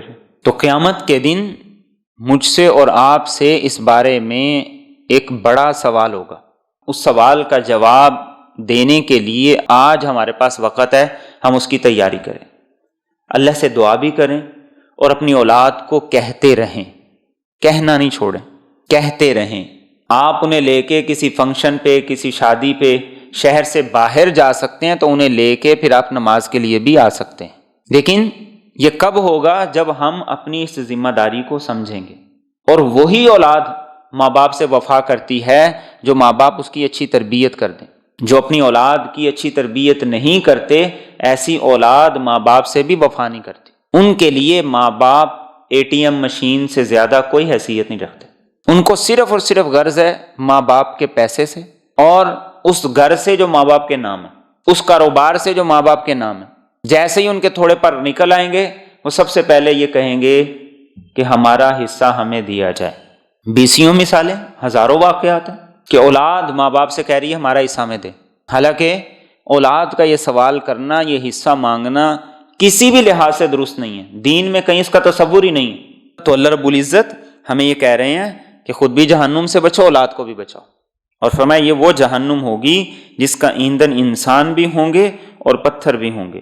سخت گیر فرشتے اس پر مقرر ہیں، جن کو کوئی رشوت نہیں دے سکتا، جن سے چھوٹ نہیں سکتا، جن سے بھاگ نہیں سکتا، اور جو اللہ کو حکم ہوتا ہے وہ پورا کرتے ہیں۔ اللہ کے رسول صلی اللہ علیہ وسلم نے فرمایا کہ جہنم میں جانے والے آدمی کی ایک داڑھ وہ احد پہاڑ کے برابر ہوگی، اس کی کھال کو اللہ رب العزت موٹا کر دیں گے۔ کلما نضجت جلودہم بدلناہم جلودا غیرہا لیذوقوا العذاب، اللہ فرماتے ہیں ایک مرتبہ جلے گی، ہم نئی کھال اس کے اوپر فوری چڑھا دیں۔ یہ کوئی آسان معاملہ نہیں، یہ کوئی مذاق نہیں، ایک سنجیدہ معاملہ ہے کہ جس معاملے میں ہم ابھی تک سنجیدہ نہیں ہیں، نہ اپنے لیے نہ اپنی اولاد کے لیے۔ آپ کے ایک صحابی مرض الوفات میں تھے، روح نہیں نکل رہی، آپ کو بلایا گیا، سارا قصہ بتایا گیا۔ آپ صحابی ہوں، آپ کے پیچھے نمازیں پڑھنے والے ہوں، آپ کے ساتھ جہاد کرنے والے ہوں، یہ کیفیت پیش آ گئی۔ تو آپ نے پوچھا تو پتہ چلا کہ ماں ناراض ہے، آپ نے بلوا لیا، آپ نے کہا کہ معاف کرو، اس نے کہا میں تو نہیں معاف کرتی۔ آپ نے پھر کہا معاف کرو، اس نے کہا میں نہیں کرتی۔ آپ نے صحابہ سے کہا ایندھن اکٹھا کرو، آگ لگائیں، اس کو ابھی اس کے اندر ڈال دیں۔ ماں تھی، دل نرم ہو گیا۔ تو آپ نے فرمایا اگر تو یہاں معاف نہ کرتی، اللہ اس آگ میں اس کو ڈال دیتا جو دنیا کی آگ سے 70 گنا زیادہ تیز ہے۔ یہ سنجیدہ معاملہ ہے، اپنی بھی فکر کریں، اپنی اولاد کی بھی فکر کریں، خود بھی بچیں، اپنی اولاد کو بھی بچائیں۔ کیا فرمایا قوا انفسکم واہلیکم نارا، خود بھی بچاؤ، اولاد کو بھی بچاؤ۔ ہمارے ہاں اولاد کے معاملات میں اتنی غفلت آ گئی ہے، اتنی غفلت آ گئی ہے کہ ہم آہستہ آہستہ دین سے دور ہوتے چلے جا رہے ہیں، اور اس غفلت کو دور کرنے کا ایک ہی حل ہے، خواتین کو خواتین کے دینی پروگرام میں بھیجیں، اور بچوں کو جمعہ کے اندر اور اس طرح کے دینی پروگراموں کے اندر لے کے جائیں۔ جیسا ماحول ہوگا ویسا رنگ چڑھتا ہے۔ ہمارے ماں باپ نے ہمیں نمازیں صرف زبانی کہہ کہہ کے نہیں پڑھائی، پکڑتے تھے، ساتھ لے جاتے تھے، اور بار بار پوچھا بھی کرتے تھے کہ نماز پڑھی کہ نہیں، آج کتنی نمازیں پڑھی۔ بچے جھوٹ بھی بول دیتے ہیں، لیکن بار بار پوچھنے سے اگر وہ کچھ پڑھ لیتے ہیں تو آہستہ آہستہ کیا اس چیز کی عادت بن جاتی، اور وہ عادت پھر موت تک چلتی۔ اس لیے قرآن کریم نے کہا کہ خود بھی جہنم سے بچو، اولاد کو بھی بچاؤ۔ اگر ازواج مطہرات کی اللہ اصلاح فرما رہے ہیں تو تم اپنی عورتوں کی بھی اصلاح کرو۔ اور یہ صاف واضح بتا دیا کہ کوئی رشتہ ناتا کام نہیں آنے والا۔ اللہ کے رسول صلی اللہ علیہ وسلم نے فرمایا 6 لوگ وہ ہیں جن پر اللہ لعنت کرتے ہیں اور میں بھی لعنت کرتا ہوں، ان میں سے ایک شخص وہ ہے جو میری نسل سے تھا، میری اولاد سے تھا، اس نے دین پر عمل نہیں کیا، اس کی حفاظت نہیں کی، میری بھی اس پہ لعنت ہے، اللہ کی بھی اس پہ لعنت ہے، میری بھی اس پہ لعنت ہے، اللہ کی بھی اس پہ لعنت ہے۔ کیوں؟ دین پر عمل کرنا اس کے لیے تو سب سے زیادہ ضروری تھا۔ آج ہمارے یہاں پورا طبقہ فکر ہے، خود کو سید کہتے ہیں، شاہ کہتے ہیں، اور یہ ہے کہ ہم کچھ نہیں کر، ہم بس بخشے بخشائیں، ہم بخشے بخشائیں ہیں، ہمیں کوئی کچھ نہیں کہہ سکتا، ہم مقدس گائیں۔ قرآن کریم ازواج مطہرات کو مخاطب کر رہے ہیں، اللہ خود آپ کو حکم دے رہے ہیں کہ آپ خود بھی نماز پڑھیں، اپنی بیویوں سے بھی کہیں، بچوں سے بھی کہیں۔ اسماعیل علیہ السلام کا ذکر قرآن کریم نے کیا، وَكَانَ يَأْمُرُ أَهْلَهُ بِالصَّلَاةِ وَالزَّكَاةِ، کہ وہ اپنے گھر والوں کو نماز اور زکوٰۃ کا حکم دیا کرتے تھے۔ تو اس لیے اس چیز کی ضرورت ہے، بطور باپ جب تک میرے اور آپ کے سانس میں سانس ہے، اولاد کو محبت سے کہتے رہیں، کہتے رہیں، کہتے رہیں، تنبیہ کرتے رہیں، کرتے رہیں۔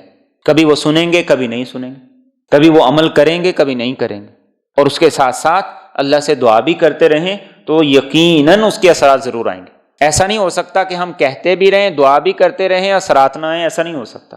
مسئلہ یہ کہ ہم کہتے نہیں۔ کوئی دور تھا جس وقت ماں باپ کے سامنے بیٹیاں بغیر دوپٹے کے نہیں آتی تھی، اور اب یہ وقت آ گیا ہے کہ ماں باپ، بیٹیاں، اولاد ایک چھت کے نیچے ٹی وی لاؤنج کے اندر بیٹھ کے ایسے ولگر قسم کے ڈرامے اور یہ ساری کی ساری سٹوریاں دیکھ رہے ہوتے ہیں۔ ایسی کمرشلز ہیں جو پوری کی پوری فیملی ایک چھت کے نیچے بیٹھ کے دیکھ رہی۔ تو حضرت عمر فاروق رضی اللہ تعالیٰ عنہ کو آپ نے کیا فرمایا؟ اولاد کو بچانے کا طریقہ یہ ہے، جس سے اللہ نے منع کیا ان کو منع کرو، جس کا اللہ نے حکم دیا ان کو حکم دو، بجائے اس کے کہ ان کے ساتھ شریک جرم بن جاؤ۔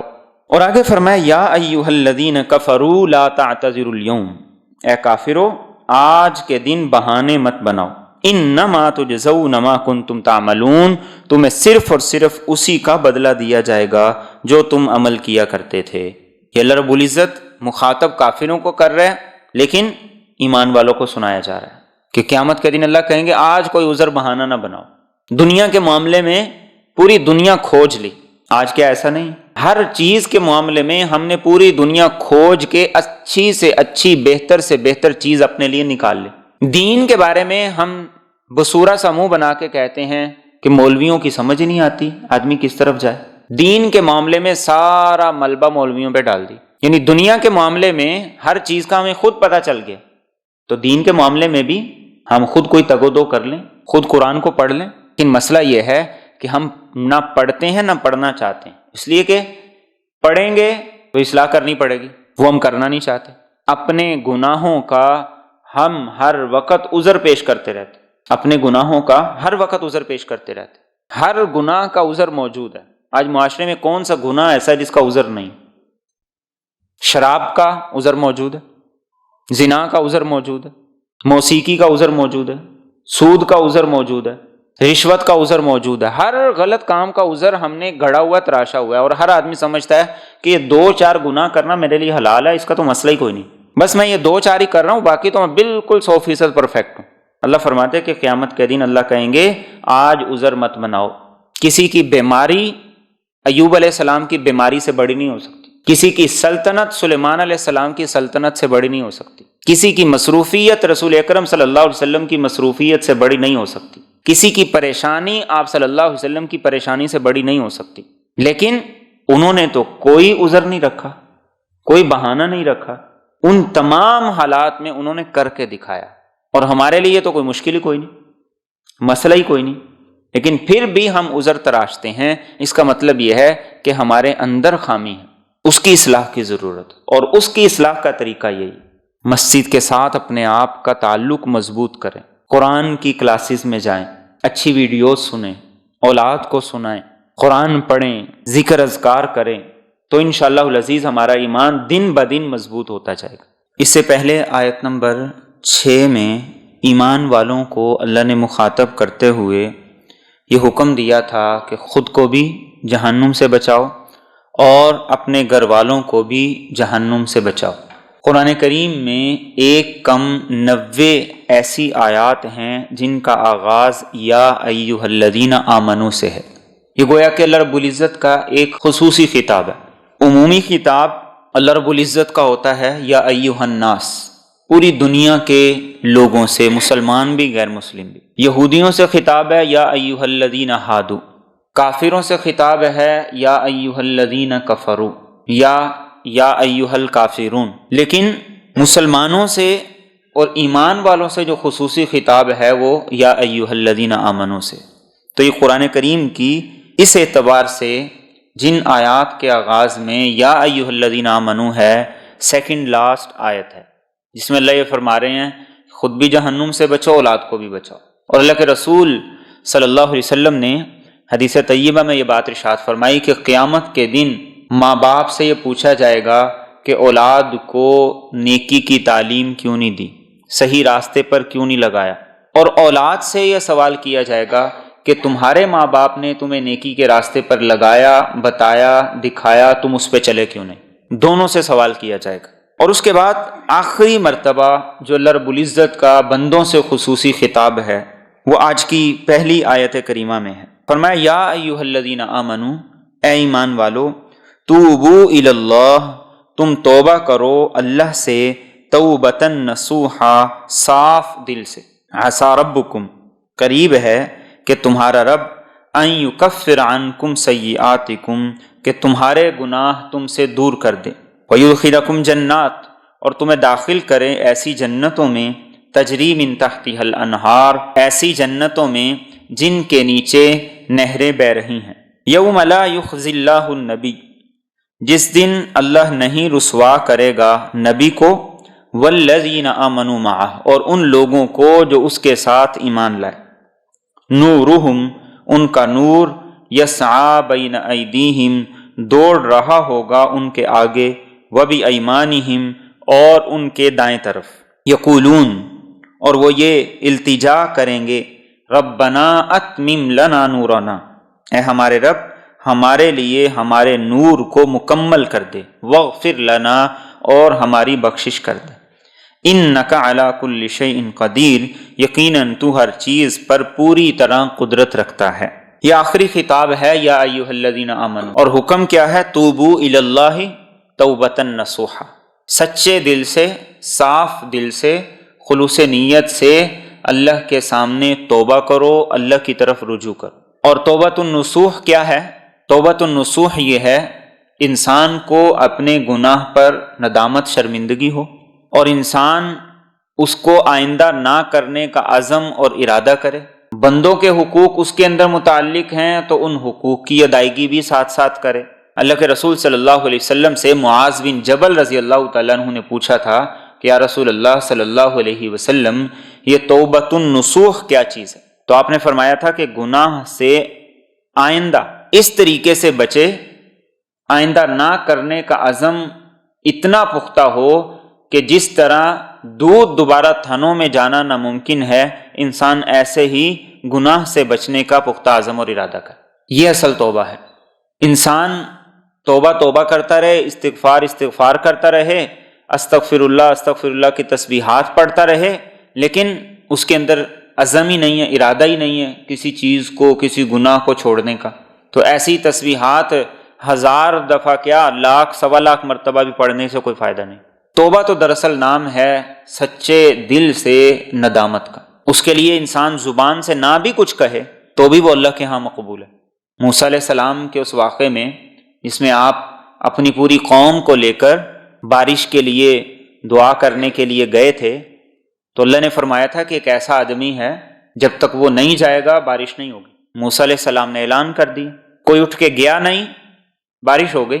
اللہ رب العزت سے موسیٰ علیہ السلام نے سوال کیا، باری تعالیٰ گیا کوئی نہیں، شرط یہ تھی جائے گا تو بارش ہوگی، تو بارش تو ہو گئی۔ تو اللہ نے فرمایا کہ اس نے سچے دل سے ایسی توبہ کی ہے کہ میں نے اس کی توبہ کو قبول کر کے اسے معاف کر دیا۔ اب اس نے کوئی تسبیح پکڑ کے استغفار تو نہیں کیا، یا اس نے کوئی رو کے ہاتھ اٹھا کے تو کوئی توبہ نہیں کی۔ کیا تھا؟ دل کے اندر نیت، عزم، جذبہ، ندامت، بس یہی چیز ہے جو اللہ کو مطلوب ہے، یہی چیز ہے جس کا نام توبہ ہے۔ تو کانوں کو ہاتھ لگا دینا، استغفر اللہ کے کلمات کہہ دینا، توبہ کہہ دینا، یہ توبہ نہیں۔ اور نصوح کسے کہا جاتا ہے؟ نصوح کہا جاتا ہے کپڑا اگر پھٹ جائے تو اس کو سلائی کرنے کو، اس کو رفع کرنے کو نصوح کہا جاتا ہے۔ گویا کہ تشبیہ ہے کہ انسان نے جب گناہ کیا تو گویا کہ ایسا ہے جیسا کہ اس کے جسم پر جو نیکی کا، ایمان کا لباس تھا ایک جگہ سے پھٹ گیا۔ توبہ کیا کرتی ہے؟ اس کو دوبارہ رفع کر دیتی، اس کو سی دیتی ہے۔ دوبارہ اس سے گناہ ہو گیا، دوبارہ وہ توبہ کر لے، لیکن توبہ کرنا نہ چھوڑے۔ شیطان بسا اوقات انسان کے ذہن میں یہ خیال ڈالتا ہے، یہ وسوسہ ڈالتا ہے کہ جب میں اپنی توبہ پر ثابت قدم نہیں رہ سکتا تو مجھے توبہ بھی نہیں کرنی چاہیے۔ لیکن حقیقت یہ ہے کہ اگر انسان سچے دل سے کسی گناہ سے رکنے کا عزم کر لے، ارادہ کر لے، تو اللہ رب العزت بھی اسے پھر ہمت دے دیتے، بشرطے کہ عزم سچا ہو، نیت سچی ہو۔ اور یہی وہ چیز ہے جو شیطان کی محنت کو برباد کر دے۔ شیطان کی محنت توبہ سے برباد ہو جاتی۔ ساری زندگی کوئی آدمی گناہوں میں لت پت رہے لیکن مرتے وقت توبہ کر لے سچے دل سے، شیطان کی ساری زندگی کی محنت بیکار۔ اس لیے حدیث طیبہ کے اندر آتا ہے، یہ شیطان نے کہا کہ میں نے لوگوں کو گناہوں کے اندر لگا کے برباد کیا، انہوں نے مجھے لا الہ الا اللہ اور استغفار کے ذریعے سے برباد کیا، میری کمر توڑ دی۔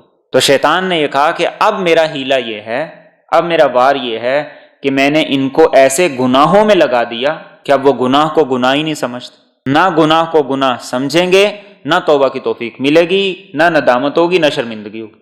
آج معاشرے میں جتنے بھی گناہ ہیں، جتنے بھی جرائم ہیں، ان کو کون گناہ سمجھتا؟ تو جب کوئی گناہ ہی نہیں سمجھتا تو پھر وہ توبہ کس بات کی کرے گا؟ اسی لیے تو ہر انسان خود کو کامل سمجھتا ہے، ہر انسان سمجھتا ہے میں کامل اور مکمل ہوں، میرے اندر تو کوئی خامی غلطی ہے ہی نہیں۔ اور جو کامل تھے میرے اور آپ کے نبی صلی اللہ علیہ وسلم، صحابہ فرماتے ہیں کہ ایک ایک مجلس میں آپ 70 مرتبہ بیٹھ کے استغفار کرتے تھے۔ جو کامل تھے ان کے یہ حالات تھے، اور ہم سب کچھ کر کے بڑے پاک باز اور باصفا بنے ہوئے، انگلیاں بس دوسروں کی طرف اٹھتی ہیں، اپنی ذات میں ہم سے زیادہ کامل کوئی ہے ہی کوئی۔ اس لیے کبھی ذرا سوچئے کہ اگر ہم یہ نیت کریں کہ ہمیں آج توبہ کرنی ہے، استغفار کرنا ہے، تو ہمارے ذہن میں ہمارا کوئی گناہ آتا ہی نہیں، نیکیاں ہی نیکیاں آتی ہیں کہ جس گناہ پہ ہم توبہ کر لیں، جس گناہ پہ اللہ کے سامنے ندامت کا اظہار کر لیں۔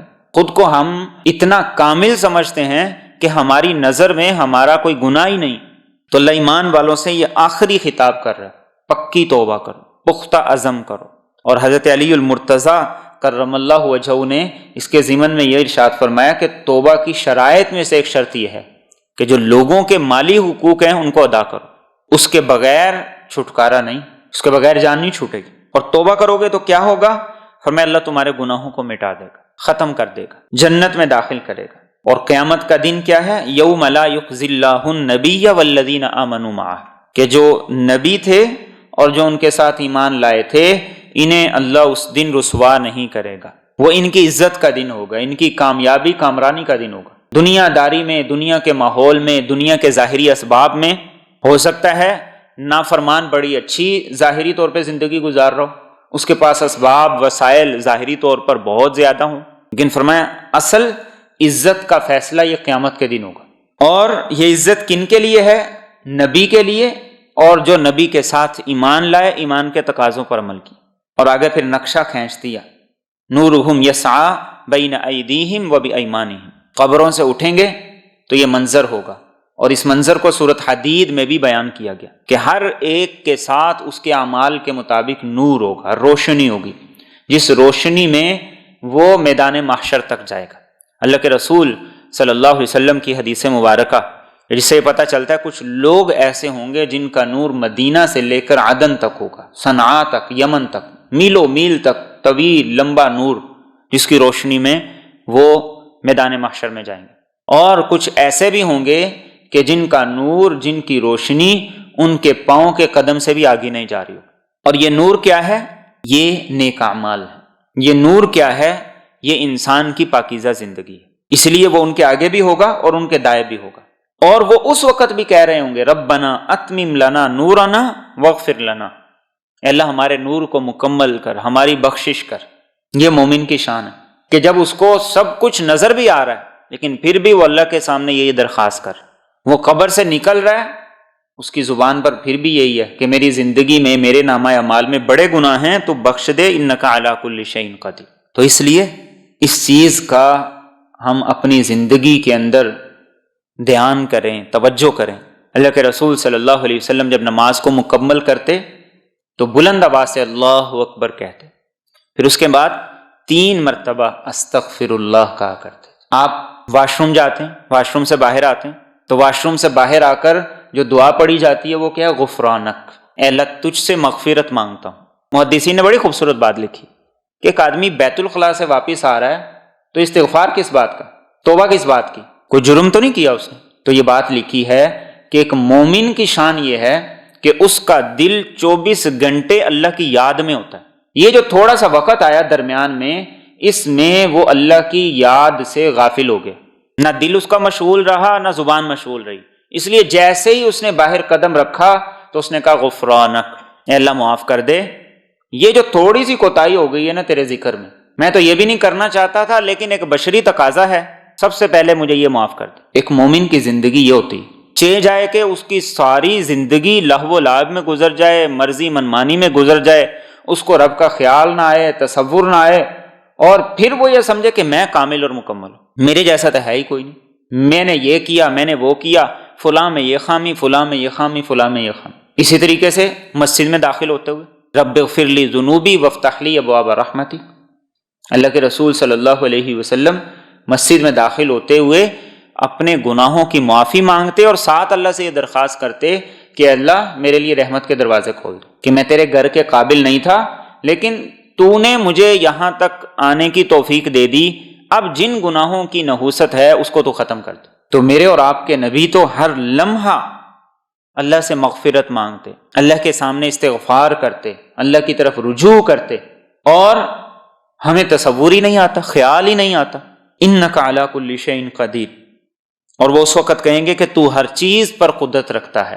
ہمیں تو گناہ تو کیا، ہماری جو نیکیاں ہیں ان کا جو سٹینڈرڈ، ان کا جو لیول ہے، ان پہ بھی استغفار کی ضرورت ہے۔ جیسی ہم نماز پڑھتے ہیں، جیسی ہم زکوٰۃ دیتے ہیں، جیسے روزے رکھتے ہیں، یہ بھی ہماری پکڑ نہ بن جائے کہ بھلا روزہ ایسے ہوتا ہے، نماز ایسے ہوتی ہے، ایمان ایسا ہوتا ہے، یہ چیزیں ہماری پکڑ کا ذریعہ نہ بن جائے۔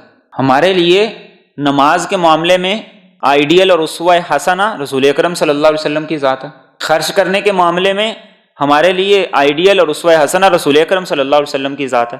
گناہ تو گناہ، ہماری نیکیاں ہی اس سٹینڈرڈ، اس لیول کی نہیں ہیں، تو ہماری تو کئی نیکیاں ہی ہماری پکڑ کا باعث نہ بن جائیں، اور ہم اپنے زوم کے اندر، اپنے خیال میں خود کو کامل، مکمل اور ایسے سمجھے ہوئے ہیں کہ بس ہمارے پاس جنت کے سرٹیفکیٹ ہیں، جنت کے ٹکٹ ہیں، اور وہ بھی ہم نہیں بانٹنے۔ تو مومن وہ کون ہے جس کے دل کے اندر ندامت اپنی زندگی پر، اطاعت کے معاملے میں، کہ اللہ جیسے تیرا حق تھا وہ نہیں ادا ہوا، جیسے تیرا حق تھا وہ ادا نہیں ہوا۔ اور قرآن کریم میں اللہ تعالیٰ بار بار بندوں سے شکوہ کرتے ہیں، بار بار بندوں سے کہتے ہیں کہ تم بہت تھوڑا شکر ادا کرتے۔ اس کے بعد آگے فرمایا یا ایھا النبی جاہد الکفار والمنافقین، اے نبی آپ کفار سے جہاد کیجئے اور منافقوں سے جہاد کیجئے، وغلظ علیہم اور ان پر سختی کیجئے، ومأواہم جہنم اور ان کا ٹھکانہ جہنم ہے، وبئس المصیر اور وہ بہت بری جگہ ہے۔ قرآن کریم میں کفار سے جہاد کا حکم تو بار بار آیا، لیکن منافقین سے جہاد کا حکم ہے دو جگہ، ایک یہ سورۃ تحریم میں اور دوسرا سورۃ توبہ میں۔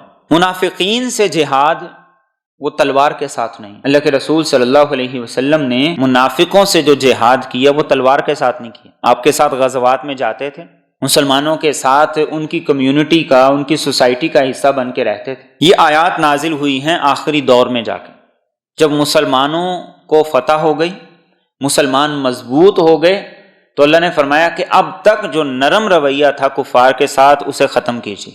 میرے اور آپ کے نبی کے اخلاق بھی کیا عالی اخلاق تھے کہ آپ صلی اللہ علیہ وسلم منافقین کے ساتھ اتنی نرمی کرتے تھے، اتنی نرمی کرتے تھے کہ اللہ کو کہنے کی ضرورت پڑ گئی کہ ان کے ساتھ سختی بھی تھوڑی کریں۔ یعنی اتنی آپ صلی اللہ علیہ وسلم نے منافقین کے ساتھ نرمی کی، اتنی نرمی کی کہ اللہ کو یہ کہنا پڑا کہ ان کے ساتھ تھوڑی سختی بھی کریں، معاملہ زیادہ خراب نہ ہو جائے۔ اور ہمیں اس کے برعکس ہمیں کہا جا رہا ہے نرمی کریں، نرمی کریں، نرمی کریں، ہم اتنا ہی زیادہ سختی کرتے ہیں، اتنے زیادہ بد اخلاق۔ تو آپ صلی اللہ علیہ وسلم کو مخاطب کرتے ہوئے فرمایا منافقین سے جہاد۔ اور منافقین سے جہاد کا کیا مطلب ہے؟ کہ ان کو معاشرے میں وہ عزت نہ دو جو ایک نیک صالح مسلمان کو دی جاتی، ورنہ کیا ہوگا؟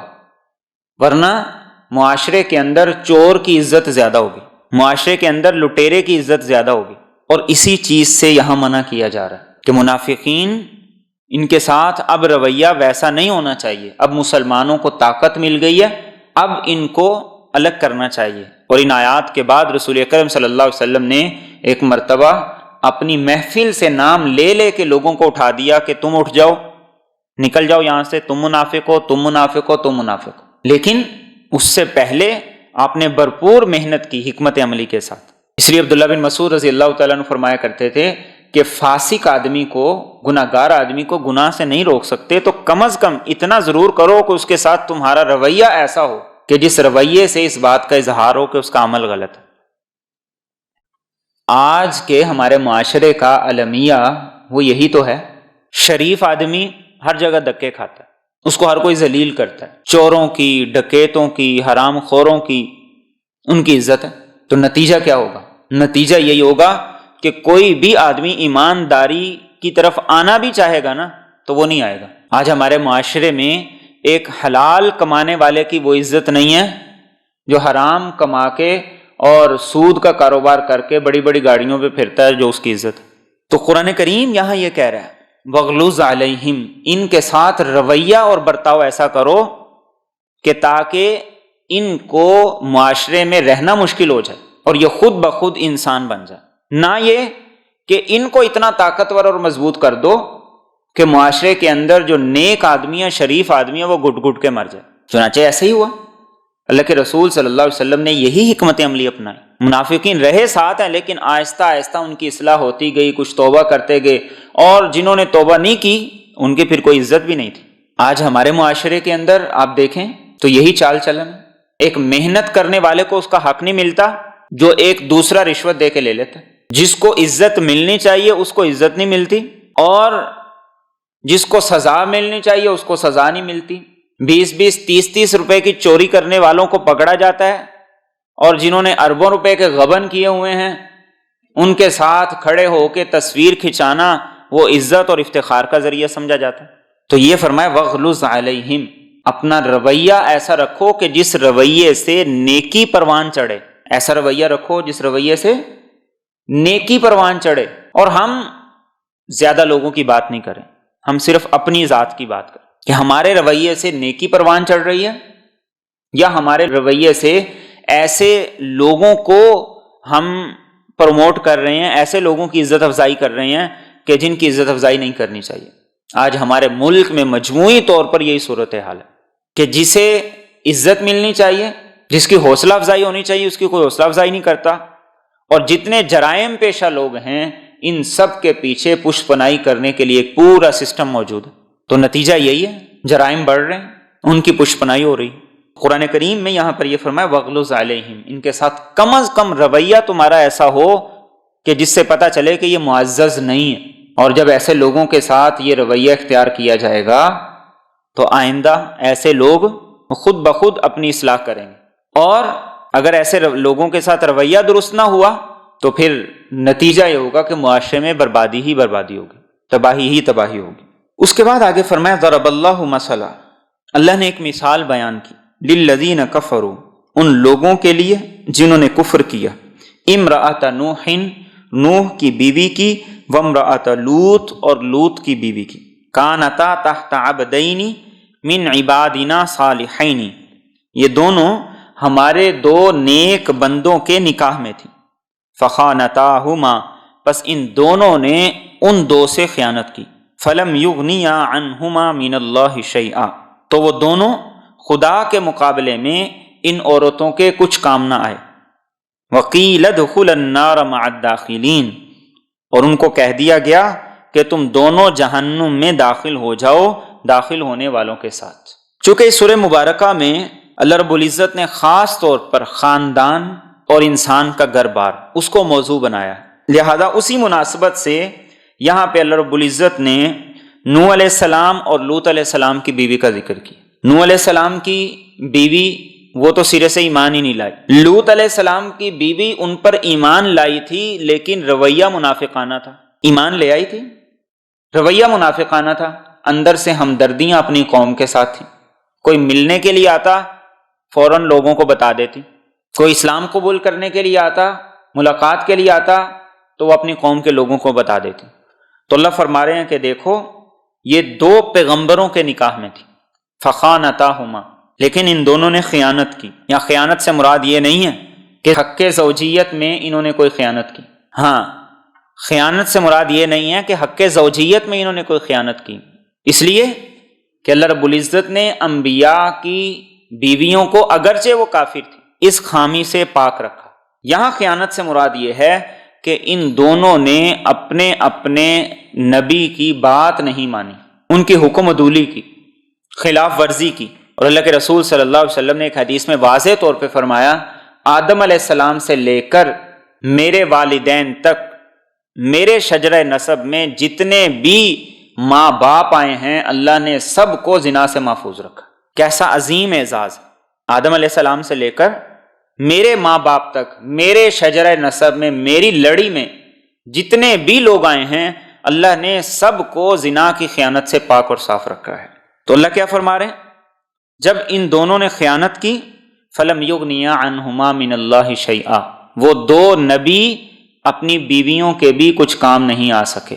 لوط علیہ السلام کی بیوی، قرآن کریم ذکر کرتا ہے جب ان کی قوم پر عذاب آیا تو اللہ نے پہلے سے بتا دیا الا امرأتک، تیری بیوی تیرے ساتھ نہیں جا سکتی، اس کو عذاب ہوگا۔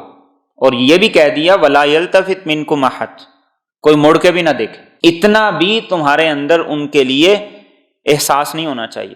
اور نوح علیہ السلام کی بیوی جس وقت طوفان آیا اس طوفان کے اندر وہ بھی غرق ہو گئی۔ تو اللہ کیا فرما رہے ہیں کہ وہ نبی بھی ان کے کچھ کام نہیں آ سکے جن کی یہ نکاح میں تھیں، جن سے ان کی اولاد تھی، اور اللہ کا حکم ہوا کہ تم جہنم میں داخل ہونے والوں کے ساتھ داخل ہو جاؤ۔ تو کیا بتا دیا، کیا سبق دے دیا کہ اللہ کے ہاں کسی کی کوئی رشتہ داری فائدہ نہیں دے گی، اللہ کے ہاں کسی کا کوئی حسب نسب کام نہیں دے گا۔ اسی لیے اللہ کے رسول صلی اللہ علیہ وسلم نے ارشاد فرمایا کہ اللہ کے ہاں ہر آدمی وہ صرف اور صرف اللہ کی رحمت سے جنت میں جائے گا، کسی کا عمل نہیں اس کو لے جا سکتا۔ عمل تو ایک اساس ہے اللہ کی رحمت کو متوجہ کرنے کے لیے۔ عمل کے بغیر کوئی انسان یہ سوچے کہ اللہ کے ہاں کوئی اندھیر نگری ہے، جو کرے وہ بھی جو نہ کرے وہ بھی سب برابر ہو جائیں گے، اللہ کے ہاں ایسا نہیں ہوگا۔ اور اس مثال سے یہ بھی بتا دیا کہ ہر انسان کا اپنا عمل اللہ کے ہاں دیکھا جائے گا۔ وہ نبی تھے، معزز تھے، ان کا مقام تھا، اللہ کے منتخب تھے، برگزیدہ تھے، لیکن اگر ان کی بیویاں بھی اللہ کے حکم کی خلاف ورزی کرتی ہیں، حکم عدولی کرتی ہیں، تو اللہ تعالیٰ کے ہاں ان کے لیے بھی کوئی نرمی نہیں۔ اور آگے فرمائے وَضَرَبَ اللَّهُ مَثَلًا، اور اللہ نے ایک مثال بیان کی لِلَّذِينَ آمَنُوا، ایمان والوں کے لیے، امرأۃ فرعون، فرعون کی بیوی کی، اذ قالت، جس وقت اس نے کہا رب ابن لی عندک بیتا فی الجنہ، کیا میرے رب تو میرے لیے اپنے ہاں جنت میں ایک گھر بنا، ونجنی من فرعون وعملی، اور تو مجھے فرعون اور اس کے عمل سے نجات دے، ونجنی من القوم الظالمین، اور مجھے ظالم قوم سے نجات عطا کر۔ اب یہ دوسری مثال ہے، یہ پہلی مثال کے برعکس ہے۔ پہلی میں پیغمبر، ان کے نکاح کے اندر بیویاں ہیں، ان کے نکاح میں جو عورتیں ہیں انہوں نے خلاف ورزی کی، قدردانی نہیں کی، اللہ نے کہا جہنم میں جاؤ۔ اور یہاں پر وہ شخص ہے جس نے انا ربکم الاعلی کا دعویٰ کی کہ میں سب سے بڑا رب ہوں، میں خدا ہوں، میرے سے بڑا خدا کوئی نہیں، لیکن اس کی بیوی ایمان لے آئی۔ اللہ کے رسول صلی اللہ علیہ وسلم نے فرمایا کہ مردوں میں کامل بہت ہیں، لیکن عورتوں میں فرعون کی بیوی آسیہ اور حضرت مریم علیہ السلام، ان کو اللہ نے کامل بنایا۔ اب آپ تصور کیجئے کہ جس کے پاس اتنی بڑی سلطنت، اتنی بڑی بادشاہت، پھر اس کی بیوی ہو تو اس کو کیا کیا نعمتیں اور سہولتیں میسر نہ ہوں۔ لیکن جب اس نے ایمان قبول کیا تو فرعون نے ہر طرح سے پہلے دمکایا، اس نے کہا کہ نہیں، سب کچھ چھوڑ سکتی ہوں، سب کچھ قربان ہے رب کی رضا کے لیے۔ گھنٹوں دھوپ میں کھڑا کر دیتا۔ جو آدمی ہر وقت اے سی میں رہنے والا ہو اس کے لیے 5 منٹ پنکھے کے نیچے گزارنا بھی مشکل ہوتا ہے۔ جو آدمی جتنی سہولت اور عیش کی زندگی گزارتا ہو، راحت کی زندگی گزارتا ہو، اس کے لیے مشکل زندگی گزارنا، سہولت کو چھوڑنا، یہ زیادہ مشکل ہوتا ہے۔ لیکن جب ایمان تھا تو اس نے کہا کہ فرعون کی بادشاہت بھی، سارے اختیارات بھی، ناز و نعمت بھی، پروٹوکول بھی، سب کچھ ایک طرف، بس اب میں اپنے رب کی ہو گئی۔ تو اس نے جب ہر طرح سے سزا دی تو اس نے کہا کہ نہیں، اب میں ایمان لے آئی۔ چنانچہ اس کی سزا کا طریقہ یہ تھا کہ وہ ہاتھ اور پاؤں میں کیلیں ٹھنکوا دیا کرتا تھا، وہ اس سے بھی باز نہیں آیا۔ پھر اس نے پوچھا کہ ہاں بتاؤ، اس نے کہا کہ نہیں، رب وہی ہے جو موسیٰ کا رب ہے، ہارون کا رب ہے۔ اتنی تکلیفیں دی گئی، اتنی تکلیفیں دی گئیں کہ برداشت کرنا مشکل ہو گیا۔ اور پھر اس نے کہا کہ ٹھیک ہے، اگر یہ نہیں مانتی تو کچھ لوگوں سے کہا کہ اوپر سے ایک بھاری پتھر اس کے اوپر پھینکو تاکہ یہ مر جائے۔ تو اس موقع پر اس نے یہ دعا کی، اور دعا بھی کیسی خوبصورت کی، رب ابن لی عندک بیتا فی الجنہ۔ سب سے پہلے یہ کہا کہ اللہ جنت میں میرا اپنے پاس ایک گھر بنا۔ فرعون اور اس کے عمل سے نجات بعد میں مانگی، اپنی ظالم قوم سے نجات اس سے بھی بعد میں مانگی۔ سب سے پہلے رب کا پاس مانگا رب سے جنت میں اس کا اپنا گھر مانگا، یہ ایمان تھا۔ اور جب انہوں نے وہ پتھر پھینکا، اللہ نے اس سے پہلے اس کو جنت کا اس کا گھر دکھایا اور اس سے پہلے ہی اس کی روح نکل گئی۔ تو کیسا کامل ایمان تھا۔ اور یہ اللہ کیا مثال دے رہے ہیں کہ فرعون کی بیوی ہو ایمان لے آئے تو اللہ کے ہاں اس کی بھی اتنی قدر و وقت ہے کہ اللہ اس کے ذکر کو قرآن کا حصہ بنا۔ آج اس مثال کو سامنے رکھ کے اگر ہم اپنے گھروں کا جائزہ لیں، اس کا تصور کریں کہ جو ہماری خواتین شادی کے لیے، چھوٹے بڑے فنکشن کے لیے، شاپنگ کے لیے، آؤٹنگ کے لیے اپنے گھر کو چھوڑ دیتی ہیں، لیکن دین کی محفل میں دین کی بات سننے کے لیے گھر کو نہیں چھوڑ سکتی، کیا یہ اپنے ناز و نعمت میں، مال پیسے میں اس کے برابر ہو سکتی؟ اب یہ بتائیے کہ کیا ہماری جو خواتین ہیں ان کا اللہ کے ہاں کوئی عذر چلے گا کہ میرے بچے چھوٹے تھے، بڑے تھے، گھر کی مصروفیات تھیں، یہ مسائل تھے، وہ مسائل تھے، کہ اللہ رب العزت جب ان کے سامنے فرعون کی بیوی کو لے آئے گا کہ بتاؤ تمہارے پاس اس سے زیادہ سہولتیں تو نہیں تھیں، اس سے زیادہ پیسہ تو نہیں تھا، اس سے بڑی بادشاہت تو نہیں تھی، اس نے سب کچھ کو ٹھکرا دیا۔ تو ایمان جب اندر آ جاتا ہے پھر سب کچھ چھوڑنا آسان ہو جاتا ہے۔ اور جب ایمان نہ ہو تو انسان 2 روپے کے لیے بھی قسم کھا لیتا ہے، پھر انسان 4 پیسے کے لیے بھی ایمان کو بیچ دیتا ہے، کسی ملک کی نیشنلٹی کے لیے بھی ایمان بیچ دیتا ہے، زکوٰۃ سے بچنے کے لیے خود کو شیعہ لکھوا دیتا ہے، نیشنلٹی لینے کے لیے خود کو قادیانی لکھوا دی۔ اللہ کرے کہ ہمارا ایمان مضبوط ایمان ہو کہ جس ایمان کے سامنے دنیا کی طاقتیں بھی آ جائیں تو ہم سمجھوتا نہ کریں۔ ہمارے نبی نے کسی صورت سمجھوتا نہیں کیا، ہر قسم کی لالچ تھی تو آج بھی تو لالچ ہی ہے، اور کیا ہے؟ ہمارے نبی کو ہر قسم کی لالچ ہی انہوں نے دی نا، کہ آپ چاہتے ہیں تو جس عورت پہ ہاتھ رکھتے ہیں نکاح کر دیتے، پیسہ چاہتے ہیں تو سارا پیسہ آپ کے قدموں میں ڈیر کر دیتے، سرداری چاہتے ہیں تو ساری سرداری آپ کے نام ہے۔ آپ نے اس سے بھی بڑی بات ارشاد فرمائی، آپ نے کہا کہ ایک عورت کی بات کرتے ہو، سورج میرے دائیں ہاتھ پہ رکھ دو، چاند میرے بائیں ہاتھ پہ رکھ دو، پوری دنیا کا خزانہ میرے قدموں میں ڈیر کر دو، پھر بھی میں اپنے مشن سے ایک قدم پیچھے نہیں ہٹوں۔ یہ مثال میرے آپ کے لیے ہے، یہ ہم مسلمانوں کے لیے ہے۔ آج سب سے پہلے مسلمان کی اصلاح کی ضرورت ہے۔ مسلمان کی اصلاح ہوگی، دنیا خود بخود ٹھیک ہو جائے گی۔ یہ میر جعفر سارے کے سارے یہ مسلمانوں کے اندر سے پیدا ہوئے۔ مسلمان کو جتنا نقصان مسلمان نے پہنچایا کسی کافر نے نہیں پہنچایا، مسلمانوں کو جتنا نقصان غداروں نے پہنچایا ہے کسی کافر نے نہیں پہنچایا۔ ان کی جرت ہی نہیں پڑتی کسی مسلمان کی طرف نظر بھی اٹھا کے دیکھ لیں۔ مسلمان کے پاس جو ایمانی پاور ہے وہ ان سارے میزائلوں سے، توپوں سے اور ایٹم بم سے بڑھ کے، لیکن مسئلہ یہ ہے کہ ہمارے اندر منافق ہیں، اور انہی کے بارے میں قرآن کریم نے پیچھے یہ حکم دیا، ان کے ساتھ رویہ ایسا رکھو کہ ان کے لیے معاشرے میں رہنا مشکل ہو جائے۔ اگر ان کو عزتیں مل گئیں تو پھر معاشرے میں جو صاحب حق ہے اس کو حق نہیں ملے گا۔ تو اللہ نے یہ دوسری مثال بیان کی تو اس کے بالکل برعکس تھی، اور آگے فرمایا وَمَرْيَمَ ابْنَتَ عِمْرَان، اور عمران کی بیٹی مریم، الَّتِي أَحْصَنَتْ فَرْجَهَا، جس نے اپنی شرمگاہ کو محفوظ رکھا، فَنَفَخْنَا فِيهِ مِن رُوحِنَا، تو اس میں ہم نے اپنے حکم سے روح پھونک دی، وَصَدَّقَتْ بِكَلِمَاتِ رَبِّهَا وَكُتُبِهِ، اور اس نے اپنے رب کی باتوں اور اس کی کتابوں کی تصدیق کی، وَكَانَتْ مِنَ الْقَانِتِينَ، اور وہ فرما برداروں میں سے تھی۔ یہ حضرت مریم کا تذکرہ آ گیا۔ پہلی خوبی کیا بیان کی؟ الَّتِي أَحْصَنَتْ فَرْجَهَا، عفیف تھی، پاک دامن تھی، اور یہی اسلام کی اساس اور بنیاد ہے۔ عفت، پاک دامنی، مرد کے لیے بھی عورت کے لیے بھی۔ حیا، اس کا تعلق مرد کے ساتھ بھی عورت کے ساتھ بھی، اس لیے قرآن کریم مردوں کو بھی کہتا ہے عورتوں کو بھی کہتا ہے نظریں جھکاؤ، ان کی حفاظت کرو۔ اور دوسرا فرمایا فَنَفَخْنَا فِيهِ مِن رُوحِنَا، اپنے حکم سے ہم نے اس میں روح پھونک دی۔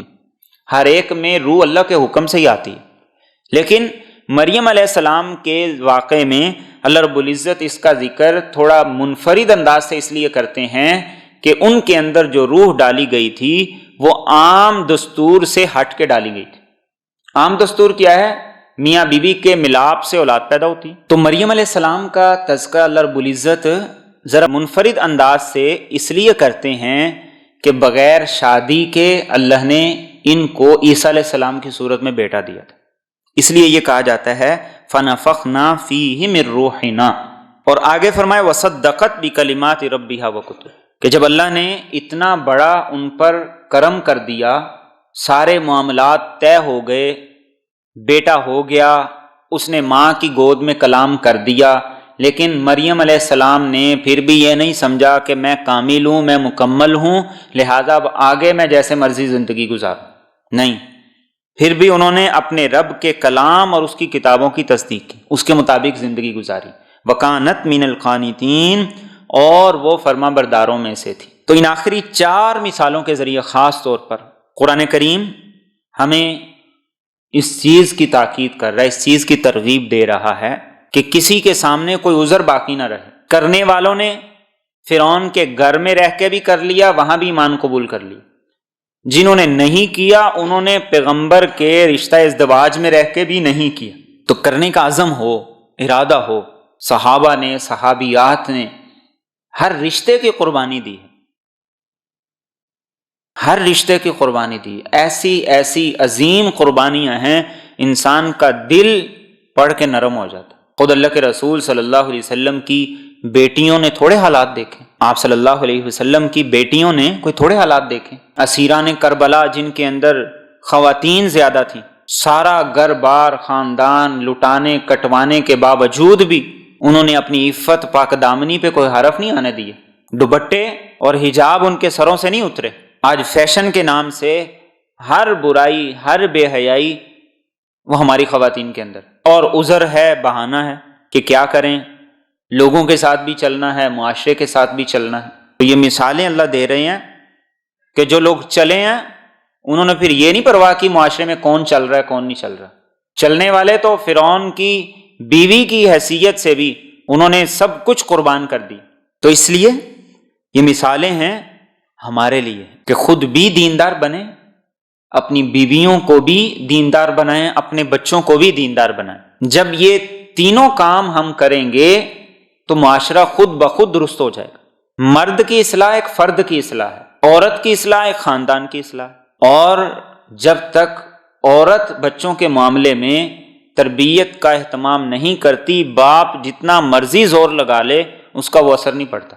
عورت کا لگایا ہوا زور اور عورت کی جو سوچ فکر ہے وہ بچوں پر زیادہ اثر انداز ہوتی، اور زیادہ ذمہ داری تربیت کی مرد کے بنسبت عورت کی ہے۔ تو اس لیے اللہ کے رسول صلی اللہ علیہ وسلم نے شروع سے ہی اس بات کی تاکید کی، اس بات کی ترغیب دی کہ رشتے کے انتخاب میں بھی اس چیز کا خیال رکھو کہ دینی سوچ رکھنے والی عورت، اور اگر نہیں ایسا ہوگا تو وہ خود بھی نافرمانی کی زندگی پر، رسم و رواج کی زندگی پر، سنت کی مخالفت پر، اور آگے سے اولاد بھی ایسی، تو پھر خالی گلے شکوے کرنے سے اولاد نہیں سنور جاتی۔ اس لیے اس بات کی ضرورت ہے خود بھی نیک بنیں اور اپنی اولادوں کو بھی نیک بنائیں، اور اپنی خواتین کو بھی دینی محافل میں، دینی ماحول کے اندر بھیجیں۔ تو انشاءاللہ اس سے دین ہمارے گھر کے اندر خود بخود زندہ ہو جائے گا، پھر ہمیں محنت نہیں کرنی پڑے گی، پھر جو خرافات ہیں وہ ایک ایک کر کے خود نکلنا شروع ہو جائیں گی۔